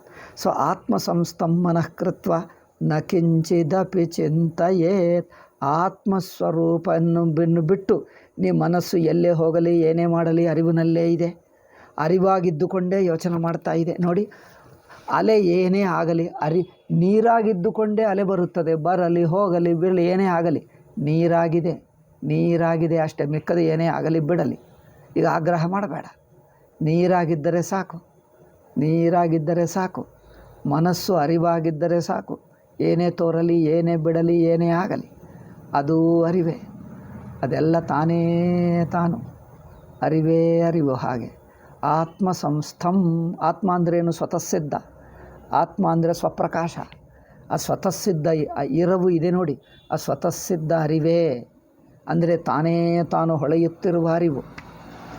ನೀವು ಯೋಚನೆ ಮಾಡ್ತಾ ಇಲ್ಲ, ನಿಮ್ಮ ಯೋಚನವು ಆ ಅರಿವೇ ಆಗಿದೆ. ಹಾಗೆ ಸಂಕಲ್ಪ ಪ್ರಭವಾನ್ ಕಾಮಾನ್ ತ್ಯಕ್ತ್ವಾ ಸರ್ವಾನಶೇಷತಃ ಶನೈಶ್ಶನೈರುಪರಮೇತ್ ಬುದ್ಧ್ಯಾ ಧೃತಿಗೃಹೀತಯ ಆತ್ಮ ಸಂಸ್ಥಂ. ಆತ್ಮ ಅಂದರೆ ನೀವು ಯೋಚನೆ ಮಾಡಿದ್ದು, ನೀವು ವೃತ್ತಿ ಆತ್ಮ ಅಲ್ಲ, ವೃತ್ತಿಯನ್ನು ಬೆಳಗಿಸ್ತಾ ಇರುವ, ತಿಳ್ಕೊಳ್ತಾ ಇರುವ ಅರಿವಿದೆ ನೋಡಿ, ಅದು ತಾನೇ ತಾನಿದೆ. ಆ ಅರಿವುಗಿಂತ ಬೇರೆ ಅಲ್ಲ. ಈಗ ತಿಳ್ಕೊಂಡು ನ ಕಿಂಚಿದಪಿ ಚಿಂತಯೇತ್ ಅಂದರೆ ಆತ್ಮವನ್ನು ಬಿಟ್ಟು ಯಾವುದಿಲ್ಲ ಎಂಬ ಅರಿವಿನಲ್ಲಿ ನಿಂತಿರು. ಈ ಅರಿವು ನಿಮ್ಮ ಅರಿವಿಗೂ ಬರಲಿ. ಯಥೋ ಯಥೋ ನಿಶ್ಚರತಿ. ಮನಸ್ಸು ಎಲ್ಲೆಲ್ಲಿ ಹೋದರೆ ಹೀಗೆ ನಿಧಿಧ್ಯಾಸನ ಮಾಡುವಾಗ ಮನಸ್ಸು ಎಲ್ಲೆಲ್ಲಿ ಹೋಗುವುದು ಅಂದರೆ ಯಾವುದೇ ಒಂದು ಯೋಚನೆಗೆ ಬಂದರೆ ಡಿಸ್ಟರ್ಬ್ ಆಗಬೇಡ, ಗಲಾಟೆ ಮಾಡಿಕೊಳ್ಳಬೇಡ, ಅಯ್ಯೋ ಬಂತೆ ಎಂದು ಬೇಜಾರು ಮಾಡಿಕೊಳ್ಳಬೇಡ. ಬೇಜಾರು ಮಾಡುವುದೇ ಬೇಡ. ಧ್ಯಾನ ಮಾಡುವಾಗ ಯಾವ ಬೇಜಾರು ಬೇಡ. ಯಾವುದೇ ಬೇರೆ ಯೋಚನೆ ಬಂದರೆ ಅದೂ ಅರಿವೇ ಎಂದು ಹೇಳಿಬಿಡು. ಅದೂ ಅರಿವಿನಲ್ಲೇ ಇದೆ, ಅರಿವನ್ನೇ ನೋಡು. ಯಥೋ ಯಥೋ ನಿಶ್ಚರತಿ ಮನಶ್ಚಂಚಲಮಸ್ಥಿರಂ ತತಸ್ತತೋ ನಿಯಮ್ಯೈತತ್. ಯಾವ ಯಾವ ವೃತ್ತಿ ಬರುತ್ತದೋ ಆ ವೃತ್ತಿಯ ವಿಷಯದಿಂದ ಬಿಟ್ಟು ಆ ವೃತ್ತಿಯನ್ನು ಅರಿವೇ ಎಂದು ತಿಳ್ಕೊ. ಆತ್ಮನ್ನೇವ ವಶಂ ನಯೇತ್. ಅದು ಸ್ವತಃಸಿದ್ಧ ಅರಿವೇ, ಅಖಂಡ ಅರಿವು, ಅನಂತ ಅರಿವು. ಅದು ಎಲ್ಲಿದ್ದರೂ ಅರಿವಿನಲ್ಲೇ ಇರುತ್ತದೆ. ಅಲೆ ಇಲ್ಲಿಂದ ಸಮುದ್ರದಲ್ಲಿರುವ ಅಲೆ ಇಲ್ಲಿಂದ ಹೋಗಿ ಹೋಗಿ ಹೋಗಿ 10 ಕಿಲೋಮೀಟ್ರ್ ಹೋಗ್ತದೆ, ಎಲ್ಲಿ? ನೀರಿನಲ್ಲೇ ಹೋಗ್ತದೆ. ಎಲ್ಲೇ ಹೋಗಲಿ ನೀರಿನಲ್ಲೇ ಇರುತ್ತದೆ, ಅರಿವಿನಲ್ಲೇ ಇರುತ್ತದೆ. ಹೀಗೆ ಮಾಡು. 3 ಶ್ಲೋಕಗಳಲ್ಲಿ ನಿಧಿಧ್ಯಾಸನ ಹೇಳಿದ್ದಾರೆ. ಕಠೋಪನಿಷತ್ತಿನಲ್ಲಿ ಒಂದು ಬಗೆ ಅಂದರೆ ಅದೇ, ಇನ್ನೇನಿಲ್ಲ. ಇಲ್ಲಿ ಇದು ಗೀತಾ. ಈಗ ಗೌಡಪಾದಕಾರಿಕದಲ್ಲಿ ನಿಧಿಧ್ಯಾಸನ ಇದೆ. ಅದು ಸ್ವಲ್ಪ ಹೇಳುವ ಬಗೆ ಬೇರೆ, ಅದು ಒಂದೇ ನೋಡಿ. ಇತಿ ಭಗವಂತ ಗೌಡಪಾದಾಚಾರ್ಯ. ಮುಂದಿನ ಶ್ಲೋಕಗಳು ಮನೋನಿಗ್ರಹ. ಇದು ಎಲ್ಲ ಆಗುತ್ತದ? ಟೈಮ್ ಆಯಿತು. ಕೆಲವಾದರೂ ಹೇಳ್ತೀನಿ, ಸ್ವಲ್ಪ ಹೇಳ್ತೀನಿ, ಮತ್ತೆ ಮುಂದಿನ ಕೆಲಸ ಇದೆ, ನನಗೂ ಇದೆ. ನನಗೇನು ಪ್ರವಚನ ಆಗಬೇಕು ಅಲ್ಲವೇ? ಇನ್ನೊಂದೇನು ಪ್ರಶ್ನೆಗಳಿವೆ ಅಲ್ಲವೇ? ಅದು ಹೇಳಬೇಕು. 1 ಅವರ್ ಆಯಿತಾ? ಎಷ್ಟಾಯಿತು? 48 ಆಯಿತು. ಅದರಿಂದ 1-2 ನಿಮಿಷ 5 ನಿಮಿಷ ಹೇಳ್ತೀನಿ ನೋಡಿ. ಮನೋನಿಗ್ರಹ ಎಂಬ ಹೆಸರಿನಿಂದ ಗೌಡಪಾದರು ತನ್ನ ಕಾರಿಕೆಯಲ್ಲಿ ನಿಧಿಧ್ಯಾಸನವನ್ನು ಹೇಳಿದ್ದಾರೆ. ಹೇಗೆ ಮಾಡಬೇಕು? ದುಃಖಂ ಸರ್ವಮನುಸ್ಮೃತ್ಯ. ಇದು ಚೆನ್ನಾಗಿದೆ ನೋಡಿ. ಪ್ರಪಂಚದಲ್ಲಿ ಯಾವ ನಾಮರೂಪ ಯೋಚನೆ ಮಾಡಿದ್ದರೂ ನಿನ್ನನ್ನು ಕರ್ತ ಭೋಕ್ತ ಮಾಡ್ತದೆ ಅಲ್ಲವೇ? ನಾವು ಯಾವುದು ಯೋಚನೆ ಮಾಡಿದ್ದರೂ ನಮ್ಮನ್ನು ಕರ್ತ ಭೋಕ್ತ ಮಾಡಿಬಿಡ್ತದೆ ವೃತ್ತಿ ಕರ್ತ ಭೋಕ್ತ ಮಾಡ್ತದೆ. ಅದರಿಂದ ಇದೆಲ್ಲವೂ ದುಃಖವೇ. ಪ್ರಪಂಚದಲ್ಲಿ ಯಾವುದು ಯೋಚನೆ ಮಾಡತಕ್ಕದ್ದಲ್ಲ ನೋಡಿ. ದುಃಖಂ ಸರ್ವಮನುಸ್ಮೃತ್ಯ ಕಾಮಭೋಗಾನ್ ನಿವರ್ತಯೇತ್. ಕಾಮಭೋಗಗಳಿಂದ ಮನಸ್ಸನ್ನು ಬಿಡಿಸಿಕೊಳ್ಳಬೇಕೆಂದರೆ ಇದು ಹೀಗೆ ಆಕರ್ಷಣೀಯವಾಗಿ ತೋರಿದ್ದರೂ ಅದು ವಿಷ. ನಂತರ ನನ್ನನ್ನು ದುಃಖಕ್ಕೆ ಎಳೆಯುತ್ತದೆ, ದುಃಖಕ್ಕೆ ಒಳಪಡಿಸ್ತದೆ, ದುಃಖಕ್ಕೆ ಒಳಗಾಗಿಸ್ತದೆ, ಆಕರ್ಷಣ ಮಾಡಿ ದುಃಖದಲ್ಲಿ ಬಿಸಾಗುತ್ತದೆ. ಅದರಿಂದ ನಂಬಬೇಡ, ಅಲ್ಲಿ ಹೋಗಬೇಡ, ಹೀಗೆ ಮಾಡಬೇಕು. ಇದೆಲ್ಲ ದುಃಖಪ್ಪ. ವಿಷಯ ಭೋಗಗಳು ದುಃಖಕರವೇ, ಮಮಕಾರ ಸುಖವು ದುಃಖಕರವೇ, ಅಭಿಮಾನ ಸುಖವು ದುಃಖಕರವೇ. ಮತ್ತೊಂದು ಸಲ ಮಾಡುವುದೇ ಬೇಡ. ದುಃಖಂ ಸರ್ವಮನುಸ್ಮೃತ್ಯ, ಎಲ್ಲವೂ ಪ್ರಪಂಚವೆಲ್ಲ ದುಃಖವೇ ಎಂದು ಯೋಚನೆ ಮಾಡಿಕೊಂಡು ಕಾಮಭೋಗಗಳಿಂದ ಬಿಡಬೇಕು. ಕಾಮಭೋಗಗಳನ್ನು ಬಿಟ್ಟು ಬರಬೇಕು. ಹೇಗೆ ಹೇಳ್ತದೆ ನೋಡಿ, ಅಜಂ ಸರ್ವಮನುಸ್ಮೃತ್ಯ ಜಾತಂ ನೈವತು ಪಶ್. ಈಗ ಎರಡನೇ ಹೆಜ್ಜೆ. ಇದೆಲ್ಲವೂ ಅಧ್ಯಾರೋಪಿತವೇ. ಅಜಂ ಅಂದರೆ ಇದೆಲ್ಲವೂ ಚೈತನ್ಯ ಮಾತ್ರವೇ. ಜಾತಂ ಅಂದರೆ ತೋರಿಕೆ ವೃತ್ತಿಗಳೆಲ್ಲ ಆ ಚೈತನ್ಯ ಆತ್ಮವೇ. ಎಲ್ಲಿದೆ? ಎಲ್ಲ ಕಡೆ ಇದೆ. ಎಲ್ಲವೂ ಆಗಿರುವ ಚೈತನ್ಯ ಆತ್ಮಕ್ಕಿಂತ ಯಾವ ತೋರಿಕೆ ಇಲ್ಲ. ಲಯೇ ಸಂಬೋಧಯೇ ಚಿತ್ತಂ. ಹೀಗೆ ತಾಳ್ಮೆಯಿಂದ ನಿಧಿಧ್ಯಾಸನ ಮಾಡ್ತಾ. ನಿಧಿಧ್ಯಾಸನ ಅಂದರೆ ಏನು? ಧ್ಯಾಸ ಇಡುವುದೇ ನಿಧಿಧ್ಯಾಸನ. ಸುಮ್ಮನೆ ಗಮನಿಸ್ತಾ ಇರುವುದು. ನೀವೇನು ಗಮನಿಸಬೇಡ. ಇಲ್ಲಿ ನೋಡಿ, ಧ್ಯಾಸ ಅಂದರೆ ಗಮನ ಇಡುವುದು. ಗಮನ ಅಂದರೆ ಎರಡು ಬಗೆ. ನೀವು ಗಮನ ಇಡಬೇಕಾಗಿಲ್ಲ. ಆಗುತ್ತಿರುವ ಗಮನವನ್ನು ಆಗುವುದಕ್ಕೆ ಬಿಡು. ಗಮನ ತಾನೇ ಆಗುತ್ತಾ ಇದೆ ನೋಡಿ. ಅರಿವು ಸಾಕ್ಷಿಭಾವ ನೀವು ಮಾಡಲ್ಲ. ಸಾಕ್ಷಿಭಾವ ತಾನೇ ಆಗುತ್ತಾ ಇದನ್ನು ಆಗುವುದಕ್ಕೆ ಬಿಡು, ಅಡ್ಡಿ ಮಾಡಬೇಡ ಅಷ್ಟೆ. ಸಾಕ್ಷಿಯಾಗಿ ಎಲ್ಲವೂ ಅರಿವು ತಾನೇ ಇದೆ. ನೀವು ಅರಿತುಕೋ ಅಂದರೆ ನೀವೇನು ಮಾಡೋಕ್ಕಾಗಲ್ಲ. ಅರಿವು ತಾನೇ ಇದೆ. ತಾನೇ ಇರುವ ಅರಿವನ್ನು ಅರಿವಾಗಿ ಇರುವುದಕ್ಕೆ ಬಿಡು. ತಾನೇ ಅರಿಯುತ್ತಾ ಇದೆ, ತಾನೇ ತಾನು ಅರಿಯುತ್ತಾ ಇದೆ. ಅರಿವಿರಲಿ ಅಂದ್ರೇನು? ಅರಿಯುತ್ತಾ ಇರಲಿ, ಅರಿತುಕೊಳ್ತಾ ಇರಲಿ, ಅರಿವಾಗಿರಲಿ. ಅರಿವೇ ಆಗುತ್ತಾ ಇದೆ, ತಾನೇ ಗೊತ್ತಾಗ್ತಾ ಇದೆ. ಹಾಗೆ ಅಂದರೆ ಹೀಗೆ ಮಾಡುವಾಗ ಮನಸ್ಸುಗೆ ತಾಳ್ಮೆ ಕಲ್ಕೊಂಡು ಹೋಗಿ, ಸ್ವಲ್ಪ ಮನೋದೋಷ, ಸ್ವಲ್ಪ ತಾಮಸ ಗುಣ ಇದ್ದರೆ, ಅಂದರೆ ನಿಧಿಧ್ಯಾಸನ ಹಂತಕ್ಕೆ ಬಂದಿರುವವರಿಗೆ ತಾಮಸ ಗುಣ ಇರುವುದಿಲ್ಲ. ಆದರೆ ಎಲ್ಲೋ ಒಂದು ಚೂರು ಇದ್ದು ಬಿಟ್ಟರೆ ಮನಸ್ಸೇನಾಗುತ್ತದೆ? ಆ ಅಬ್ಸರ್ವೇಷನ್ ಇದೆ ನೋಡಿ, ಆ ಗಮನ ನಿಂತು ಹೋಗ್ತದೆ. ನಿಂತು ಹೋಗಿ ಮನಸ್ಸು ಡಲ್ ಆಗಿಬಿಡ್ತದೆ. ಅಬ್ಸರ್ವ್ ಮಾಡುತ್ತಾ ಅಬ್ಸರ್ವೇಷನೇ ಆಗುವುದಿಲ್ಲ, ಆ ಗಮನನೇ ಆಗುವುದಿಲ್ಲ. ಮನಸ್ಸು ಬ್ಲ್ಯಾಂಕ್ ಆಗಿಬಿಡ್ತದೆ. ಲಯೇ ಸಂಬೋಧಯೇ ಚಿತ್ತಂ. ಬ್ಲ್ಯಾಂಕ್ ಅಂದರೆ ಖಾಲಿ ಆಗಿಬಿಡ್ತದೆ ಮನಸ್ಸು. ಆ ಗಮನದಲ್ಲಿ ನಿಂತಿರುವ ನಾನು ಗಮನ ಅಂದ್ರೇನು? ಅರಿವಾಗಿ ಇರುವ ನನಗೆ ಆ ಅರಿವು ಮುಚ್ಚಿ ಹೋಗಿ ಡಲ್ ಆಗಿಬಿಡ್ತದೆ. ಡಲ್ ಅಂದ್ರೇನು? ಒಂದು ಬಗೆಯಾದ ನಿದ್ದೆ ಬಂದಂತೆ ಖಾಲಿ ಆಗಿಬಿಡ್ತದೆ ಮನಸ್ಸು ವೃತ್ತಿ. ಖಾಲಿಯಾಗಿ ಏನಾಗಲ್ಲ. ಆವಾಗ ಏನು ಮಾಡಬೇಕು? ಮತ್ತೆ ಆ ಅರಿವನ್ನು ಎಬ್ಬಿಸಬೇಕು. ಲಯೇ ಸಂಬೋಧಯೇ ಚಿತ್ತಂ. ಮನಸ್ಸು ಡಲ್ ಆಗಿಬಿಟ್ಟರೆ ಆ ಅರಿವು ಆ ಗಮನ ನಿಂತು ಹೋದರೆ ಮತ್ತೆ ಗಮನವನ್ನು ಎಬ್ಬಿಸು. ಅಲ್ಲವೇ? ಮತ್ತೆ ಗಮನವನ್ನು ಎಬ್ಬಿಸು. ಆ ಅರಿವೇ ಮಾಡು. ಅದೇ ಒಂದೇ ಉಪಾಯ. ಅದು ಅರಿವು ನಿಂತು ಹೋಗುತ್ತಾ ಇದ್ದರೆ, ಅರಿವು ಮುಚ್ಚಿ ಹೋಗ್ತಾ ಇದ್ದರೆ ಮತ್ತೆ ಅರಿವು ಮಾಡು. ಲಯೇ ಸಂಬೋಧಯೇ ಚಿತ್ತಂ ವಿಕ್ಷಿಪ್ತಂ ಸಮಯೇತ್ ಪುನಃ.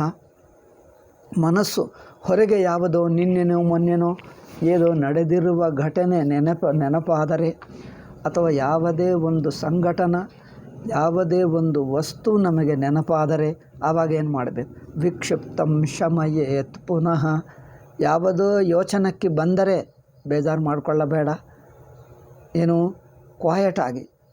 ಏನದು ಕ್ವಾಯಟ್ ಅಂದರೆ ಏನು ಬೇಜಾರು ಮಾಡಿಕೊಳ್ಳದೆ ಆ ವಸ್ತುವನ್ನು ಬಿಡಿಸಿ ಮತ್ತೆ ಅರಿವಿನ ಕಡೆಗೆ ತಗೊಂಡು ಬಾ. ಅಂದರೆ ವಸ್ತು ಕಡೆಗೆ ಹೋದರೆ ಯಾರನ್ನು ಬೇಜಾರು ಮಾಡಿಕೊಳ್ಳಬೇಡ, ಬೈಯಬೇಡ, ಅಯ್ಯಯ್ಯೋ ಎಂದು ಚಿಂತೆ ಮಾಡಬೇಡ.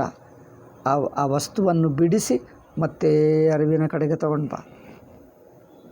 ಪೇಷಂಟ್ಲಿ, ತಾಳ್ಮೆಯಿಂದ ಇರಬೇಕು. ವಿಕ್ಷಿಪ್ತಂ ಶಮಯೇತು ಪುನಃ. ವಿಕ್ಷಿಪ್ತವಾದರೆ ಮತ್ತೆ ಅದನ್ನು ಸಮಾಧಾನಗೊಳಿಸಬೇಕು.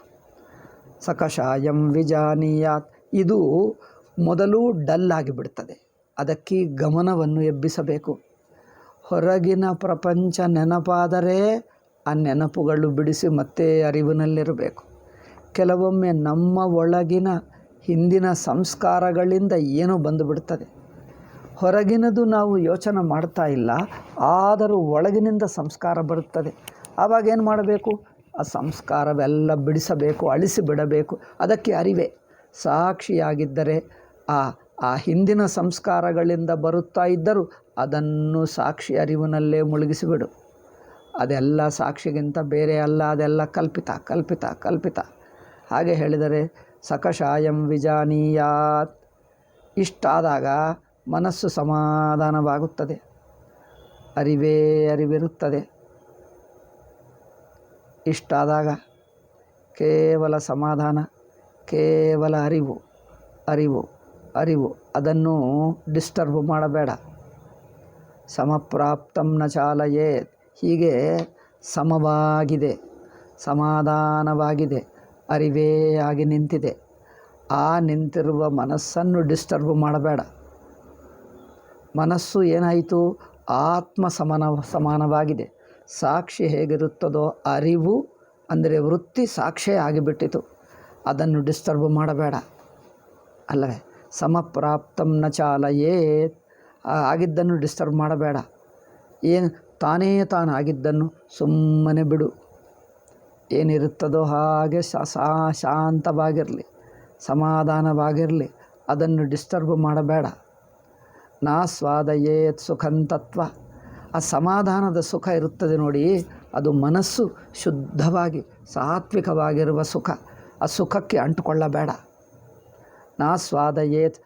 ಸುಖ ಎಷ್ಟು ಅಂಟುಕೊಳ್ಳುವುದು ಅಂದರೆ, ಅಯ್ಯೋ ಈ ಸಮಾಧಾನ ಸುಖ ಎಷ್ಟು ಚೆನ್ನಾಗಿದೆ ಅಂದರೆ ಅದಕ್ಕೆ ಆಸಕ್ತಿ ಪಟ್ಕೊಳ್ಳಬೇಡ.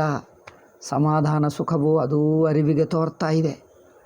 ಸಮಾಧಾನ ಸುಖವು ಅರಿವಿಗೆ ತೋರ್ತಾ ಇದೆ. ನಿಸ್ಸಂಗ ಪ್ರಜ್ಞೆಯ ಭವೇತ್. ಅರಿವಿನಿಂದ ನಿಸ್ಸಂಗ ಸಾಕ್ಷಿಯಾಗಿರು. ಆ ಸಮಾಧಾನ ಮನಸ್ಸಿಗೆ ಬರುತ್ತದಲ್ಲ, ಆ ಸಮಾಧಾನಕ್ಕೆ ಅಂಟುಕೊಳ್ಳಬೇಡ, ಆಸಕ್ತಿ ಪಟ್ಕೊಳ್ಳಬೇಡ. ಏನು ಸಾಕ್ಷಿಯಾಗಿ ನಿಂತಿರು. ಅಂದರೆ ಸಾಕ್ಷಿ ಅಂದರೆ ಅರಿವು, ಅರಿವಾಗಿ ನಿಂತಿರು. ಅದೆಲ್ಲ ತಾನೇ ತಾನು ಅರಿವಿಗೂ ಗೊತ್ತಾಗ್ತಾ ಇದೆ.